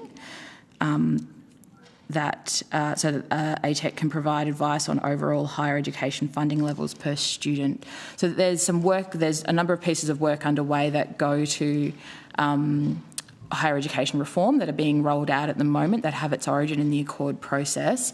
I believe any changes to job-ready graduates would require a change in legislation, which obviously has quite a lag to it. So there's an active work program underway at the moment regarding higher ed reform more generally, though. And in terms of job-ready graduates, has the department done any work looking at reform options, or has this just been punted to a future ATEC? So I think there is a series of reforms underway at the moment, and that's the first, I guess, cab off the rank in terms of reforms that are happening to the higher education sector. And when's the department planning for job-ready graduate to be reformed by, given the impact it has on your work? So that'll be a matter for government, Senator, yeah. I would just emphasise, Senator, if you don't mind, what my colleague has said, that the blueprint that has been provided to us by the Accord is something that we are really focusing on. Sure. And that's the kind of... plan? Pardon? That's the 10-year plan that was referred to earlier? Correct. Okay. And has the government asked the department to do any modelling or options for job-ready graduate reform? Not to my knowledge, and while I've been in the chair. No, I think we'd have to take that on notice, Senator, just to confirm across all areas of the department that that hasn't been tasked. It hasn't been tasked to my area, but I want to make sure we can give you a fulsome answer. Thank you. And so just on the 2027 timeline that was reported, is that from the department's perspective, is that not accurate, or you just can't comment because it's for government? Yeah, I haven't seen the 2027, but my colleague might have. So, Senator, if I may assist, I recall that 2027 may have been mentioned in previous Senate estimates, and that officials from interim ATEC also fielded similar questions to those that you're asking. I recall, and we may have to go back and check the Hansard, that there was no commitment in relation to 2027. That was an inference at the time. So I'm not sure if that's helpful at all, but I suggest that it might be helpful to go back and check the testimony at the previous Senate estimates hearing. Thank you. Just finally, before I ask Texa some questions, I guess one of my frustrations is that everyone I speak to in the university sector, from vice chancellors through the universities to students, they say that job ready graduate is just so urgent to reform, but it's been given to ATEC who haven't even been established. In terms of the establishment, the bill to establish ATEC, does the department, is that drafting finished? Do you know when that'll be introduced into the Parliament? I think it's better if I leave that to my colleagues in ATEC, but I can say that we have had consultations, and then we continue the consultations on the drafting, and we're looking at finalising that soon. Okay, so it's not yet finalised. To best of my knowledge, no. We've had very recent consultations, including today. Okay, thank you. Appreciate it. And for Texa, I understand there's a live investigation into the ANU that's underway, so I want to respect that process. But I guess to ask a more general question, do you think that your existing sort of remit and powers are adequate to address issues in cases where there's been gross failures of leadership or serious allegations raised against senior university leadership? Do you have the tools to be able to deal with that? Thank you, Senator. I believe you've asked me that before, and I really welcome the opportunity to say that at that time we were very early in our investigation or our compliance assessment with ANU. Over the period of that compliance assessment, and it's not yet finished, I've revised my view, and certainly we have encountered some issues in that have been difficult to resolve with the standards in the threshold standards in the form that they are in relation to the powers that we have under our Act. This goes to a matter that you've asked us about under a question on notice, which I am happy to speak to today if you don't yet have the response to that. Yeah, go for it. Thank you. I think I have a little bit of time and I don't have too many more questions. So an example of the type of issue that can arise and need to be dealt with early in a compliance assessment is the question at the ANU about whether the existing council should proceed with the appointment process for a new Vice-Chancellor, for a new Chancellor, and for any additional members of council. Obviously upon the resignation of Vice-Chancellor Bell, there was a question about whether the appointment process should commence immediately or not. We expressed a strong view to the ANU Chancellor that they should not progress with that matter, that the question of appointing a new Vice-Chancellor should be held over until the end of Texas compliance assessment, which, as you know, is scheduled for sort of March, April next year. It's not a particularly long period, and there is stable interim leadership arrangements. I think it's an example of where there can be a standoff between a council that says, well, we have the right or obligation to do certain things, and we find that we are reliant on persuasion rather than firm powers to restrain a university from doing something or to require them to do something. Certainly, you've asked, and I can table today, correspondence that illustrates how that particular issue has played out. We can also talk about that more in terms of what we now understand about changes of powers that would assist us to deal better with those types of situations, if you wish. That would be great. If you're happy to table it. And Chair, how am I going for time? Sorry, I haven't kept track. It's okay, you're forgiven, Senator Pocock. You're about 9 minutes in, so you have 5 or 6 minutes. If you're happy to table that correspondence, that would be very helpful. And yeah, I would love to know what sort of powers would, I guess, assist you both in terms of, I guess, being able to get fulsome responses and really dig into issues, but then just also ensure that there's a timely resolution and you can actually, get things done. Yes, so Senator, I might say a few things. Firstly, I won't go over the ground that's covered in our submission to this inquiry, other than to mention briefly that we canvassed in that submission issues relevant to both acute risks related to individual providers as well as broader sector-wide risks. But as I say, I won't repeat what's in that submission, but a couple of other matters, some of which have since been raised in the discussion paper that the Department has released for consultation on our powers. One is that we note that, unlike many other agencies, we don't have a positive duty in our legislation to comply with the standards framework, so similar duties exist in the Invetter Act, which governs regulation by ASQA, in work health and safety legislation and in the Sex Discrimination Act. We think that's a matter that is worthy of consideration.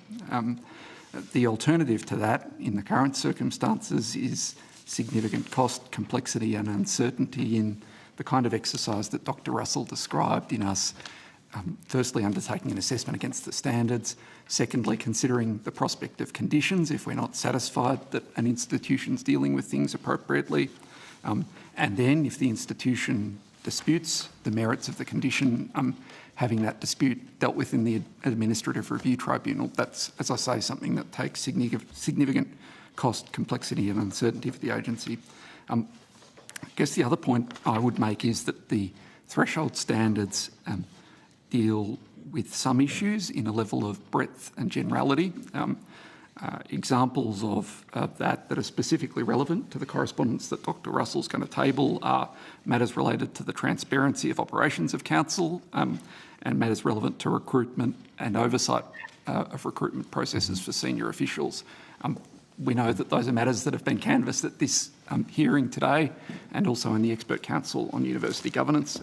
We think those are matters where there's merit in reflecting on the extent to which our framework could be clearer in that respect.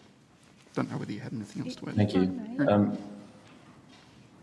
Senator, if I may, you will probably be aware that we are currently undertaking a consultation process in relation to modernising the Tax Act.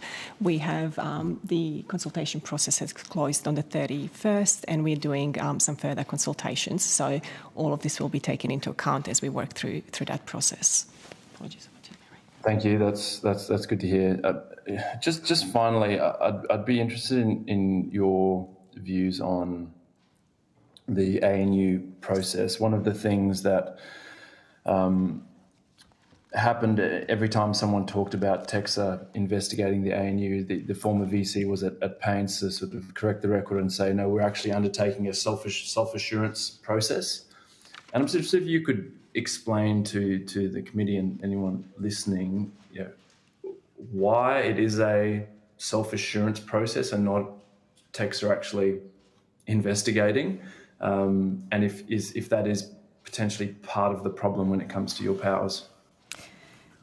Thank you. No, this is not a function of our powers. One of the concerns that's been raised right across the sector over recent years is that TEXA has traditionally approached a compliance concern by asking for reams of primary evidence. So, for example, all council minutes for an extended period of, some years, or, all policies in relation to something. But that it's not until the very end of a process where a provider has an opportunity to tell us when and how they've become aware of risks and problems, what they have done to investigate and respond to those, how they know whether they've been effective in doing that. We've brought that process forward. It's an important step to have that early in our compliance assessment from a fairness point of view, but it also it provides us with a good starting point. Now, what I would emphasise is that is a small portion of the compliance assessment that we are doing at ANU, and it does not determine the outcome. We also insist that any claims that are made in that self-assurance statement that the university has itemised all the evidence that they can provide in support of that claim, and we will normally seek that primary evidence as necessary. But we also triangulate. So in the example of ANU, we would compare the claims that have been made in the self-assurance statement with all of the other concerns that have been raised with us directly, compare that with the many interviews and investigations that Ms Linnell Briggs is undertaking, compare that with any findings of other relevant organisations such as the ANAO. So it does not stand alone, and in fact disagreement between those multiple sources of information is a sign of a problem. I'm happy to take more questions about that. I might put some on notice. Thank you very much. I appreciate your time. Thank you, Chair. Thank you, Senator Pocock. You're finished with your questions now? Yes, I am. Thank you, Chair. Okay, thank you, Senator. All right. Hello all, we're almost to the end of the day. I'm going to start with some questions to the department. The principles and recommendations from the Expert Council, alongside some of the recommendations which came from our committee, were considered by Education Ministers on the 17th of October. We know that from that meeting there are a range of actions that will be taken forward to improve university governance. I was just hoping you could step us through the key actions and also the timeline for the delivery of those actions. What will the next steps be and when do we think they'll be delivered? Sure, thank you, Chair. As you mentioned, the Education Ministers considered the principles and were briefed on the 17th of October by the chair of the expert group, Ms Melinda Salentoi. The principles have been noted and the Minister has agreed to take further actions in relation to embedding those principles, but also further work on looking at the governance in terms of more broadly the matrices and also a Vice-Chancellor remunerations framework, to develop a framework. We're looking at, we've started scoping that work and what it looks like. The Minister intends to take and has agreed to take an implementation plan for the work to the next EMM early in the year. We are working towards wrapping that process up in 2026. Okay, thank you. Apologies, Senator. I was just asking if my colleagues wanted to add anything to that. No, I think that's a really good reflection. All the processes, the different elements, the implementation of the principles into the threshold standards, the work on VC remuneration and the skills matrices, all of those work has commenced. We expect all of them to be implemented in 2026. Okay. Just over the next few weeks as we head towards our final report, if there's anything further you can update us on in terms of the implementation of those measures, we'd appreciate you just keeping us abreast of it. Sure. I also note that the principles are to be adopted on an if not, why not basis. I think there are a lot of stakeholders and members of our community who would think universities have had a pretty fair chance to get their governance right. And we've heard from a lot of witnesses over the course of this inquiry who just feel like universities haven't done enough, haven't been proactive enough. Can you take us through what the expectations actually are for the universities here? Sure. I'll just provide, if you don't mind, Senator, I will provide a kind of a quick overview and then through to my colleague who's been immersed in this work. The reason why the approach of if not, why not is taken is that universities are expected to implement best practice. We are trying to make sure that to allow the universities to have a level of flexibility in terms of how they do it, not whether they do it. They are individual institutions, some of them are more progressed than others, and we want to take into account what best practice looks like. So it is basically saying to universities, not whether you should do it, it's we're giving you flexibility of how you do it, and for them to report back what that best practice looks like. I think there's always room to learn, and we want to make sure that we allow that best practice to flourish as well. That way we're looking at lifting best practice in terms of governance across the sector more broadly. Jess, would you like to add anything else? Thank you. So I think the if not, why not approach was recommended by the Expert Council on University Governance. They obviously held a significant number of consultations through the process. It was a broad group. My colleagues from TEXA were part of the deliberations, I know, and it was their recommendation on the basis of the evidence they heard that the principles be adopted on an if not, why not basis, and that's been accepted by the government. The reason for the if not, why not is really to recognise that universities are at different positions and they have they're in unique circumstances. They're a diverse group, and the if not, why not basis really allows them to lift their governance standards, as Ms Yoldich talked about, but where for some reason they are not able to comply, they have to provide a good example, an explanation for why. Now, one of the reasons might be their state or territory enabling legislation says that their board must be comprised in a particular way. If that's the reason, that's probably a pretty good reason, and I wouldn't want to step on the toes of TEXA who'll be enabling it, but I can imagine that maybe that would be an if not, why not that's acceptable, where in other bases, if not, why not, the reason you haven't enacted the principles is because you don't want to, that might not be seen as an acceptable way forward.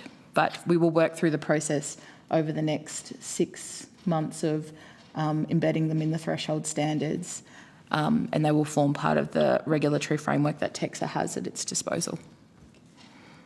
Thank you. I note, I can't remember if it was in your evidence or the evidence from TEXA, but we've covered the consultation you're doing on the modernising and strengthening of TEXA's powers. I understand that consultation closed at the end of October.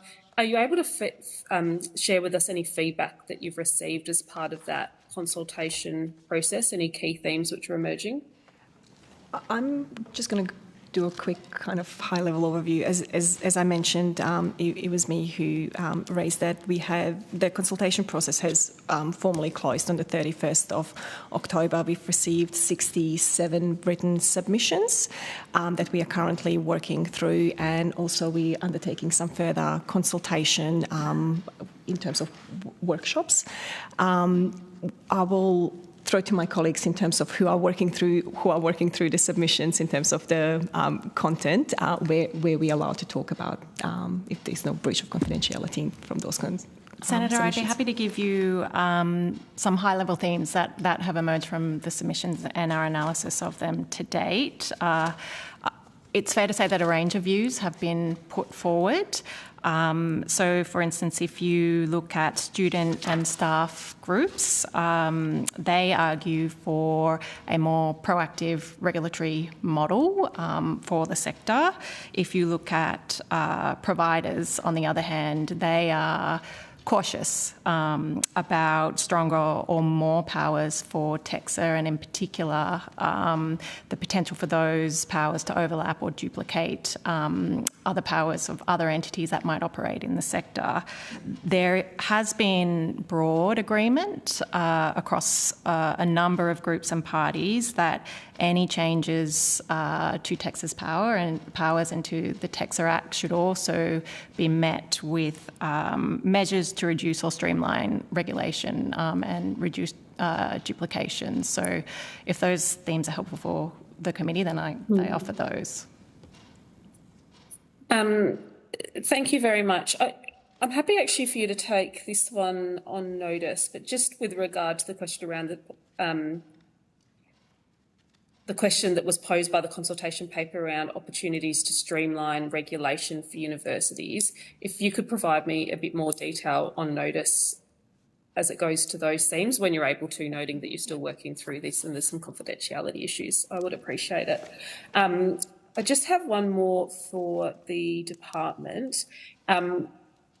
In your earlier evidence, in response to Senator Pocock, you mentioned sort of the broader work program of reform which was happening in higher education. I was just hoping you could talk us through where we're at with the implementation of some of that broader work program, specifically on things like the paid prac placements, the free bridging courses, the HEX reduction and changes to HEX indexation. Can you give us a bit of a status update about where that reform agenda is currently sitting?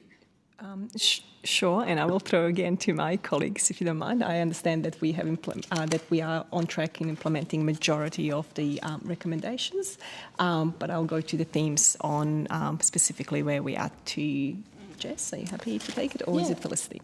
So I'm not sure how much information we have in our packs here about prac placements, and but there is a wide reform agenda in terms of managed growth funding for universities being introduced in 2026.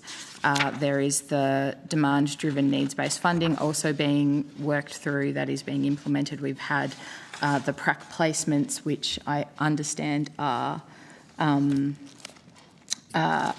well implemented. I don't have the details of particularly the details of implementation on that at my fingertips, but we'd be able to take that on notice. But there's a significant reform agenda happening across that had been implemented over the last 12 months.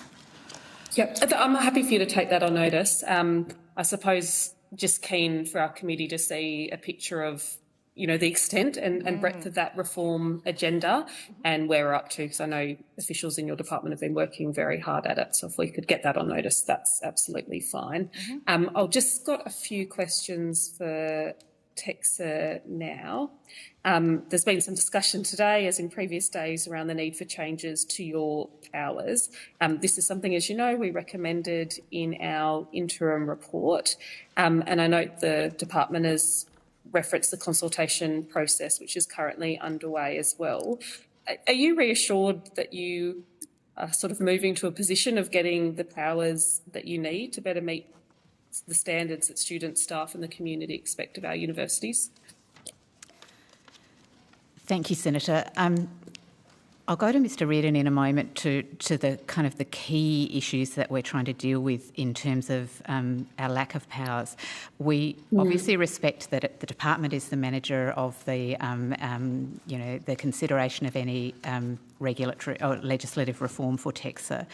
We have a clear view that the way that the Texa Act was designed back in 2011 doesn't reflect how the community expects us to work proactively or across the sector, or in terms of directing our resources and our requirements with much more precision at where the real risks and problems lie.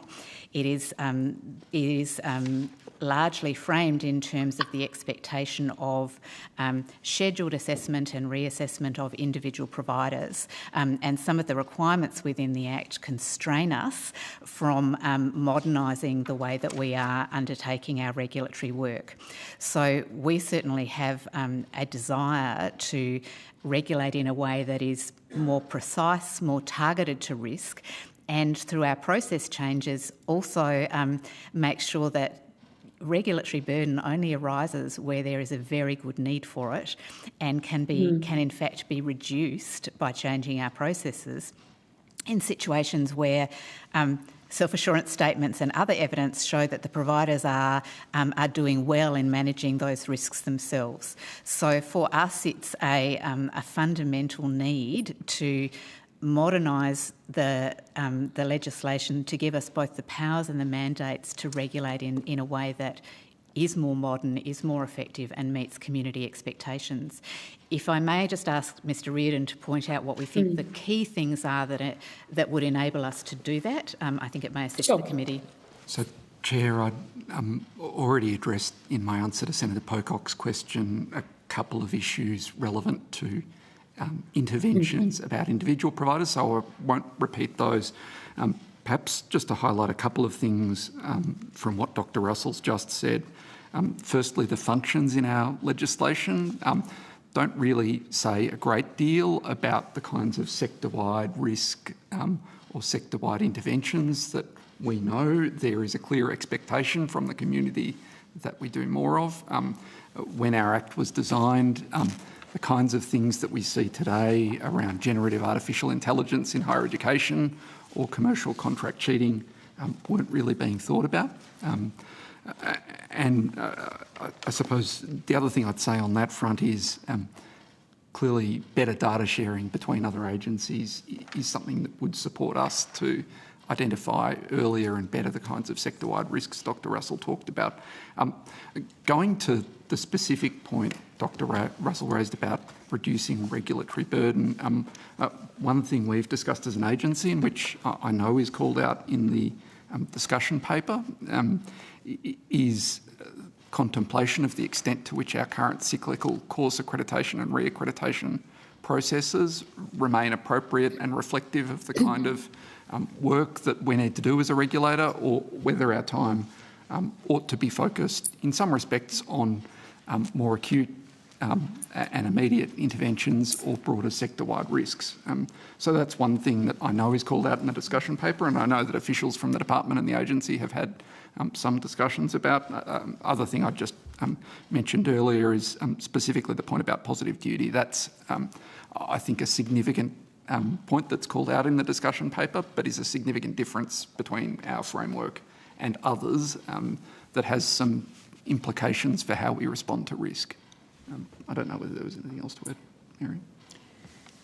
No, look, I think that covers the main things. The issue about course accreditation is why it's a point where we feel that the legislation currently obliges us to engage in an activity that isn't best risk targeted, and where we could, where an amendment could release us from some of those obligations and activities, enable us to uplift the standards of academic governance in providers right across the sector, but enable us, as Mr Reardon said, to refocus our resources to much better support some of the high-risk areas for individual providers and the sector as a whole. So it's pertinent both to reducing regulatory burden but increasing regulatory effectiveness.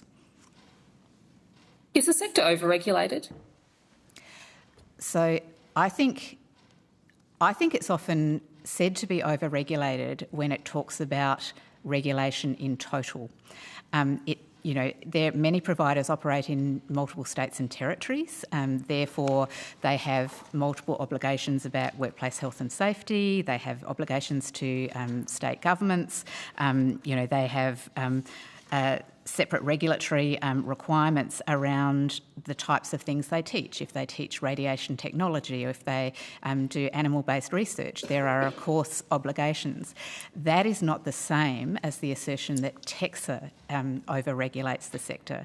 And I would ask the committee to be extremely cautious in conflating the two and seeing that reducing or constraining the effectiveness of the primary regulator of the sector is something that should be treated with great care.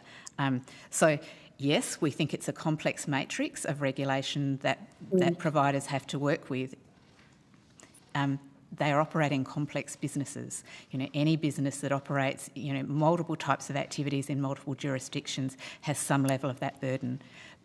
But we would argue, and I'm happy to take any questions to clarify, that we have been that comes from TEXA. We have and continue to work very, very, very actively to make sure that we're regulating around necessity, proportionality, and based on risk. We think we're being very successful in making sure that is targeted at at problems, at risks and at needs, and not in a way that is too burdensome. Thank you, and I think that's a really important point to finish on. I did just have another question around the work you've been doing with the Australian Skills Quality Authority to streamline regulation for dual sector providers. I don't have time to place it, but if I can ask if you could provide me with a bit more information on that on notice. Specifically, I'm interested in the origins of that work, what the work looks like, what you've been doing, and where there might be some opportunities that you've identified to streamline regulation. If you're happy to provide that quickly, to me. and we'll provide you with some further information. Sure. The impetus for that was from the Universities Accord, and we've developed with ASQA a dual sector strategy which we can provide to the committee. There are activities that are specifically about smoothing the regulatory requirements in the short term for dual sector providers, but I think there's a really important initiative that is the third arm of that strategy, which is about uplifting capacity around corporate and academic governance in a way that will enable those providers to be more agile, to innovate into the medium and longer term. So we're happy to provide that information to you. Yes, that would be fantastic. Thank you very much. I think I'm the last one standing now, and that does conclude the duration that we have scheduled for our hearing. So I want to thank you all for your participation today and for your agreement to take those questions on notice. I note that we're asking for those to be provided to us by the 26th of November 2025 to enable us to complete our final report. But thank you again. Thank you to Hansard Broadcasting and our Secretariat. The committee now stands adjourned. Thank you. Thank you.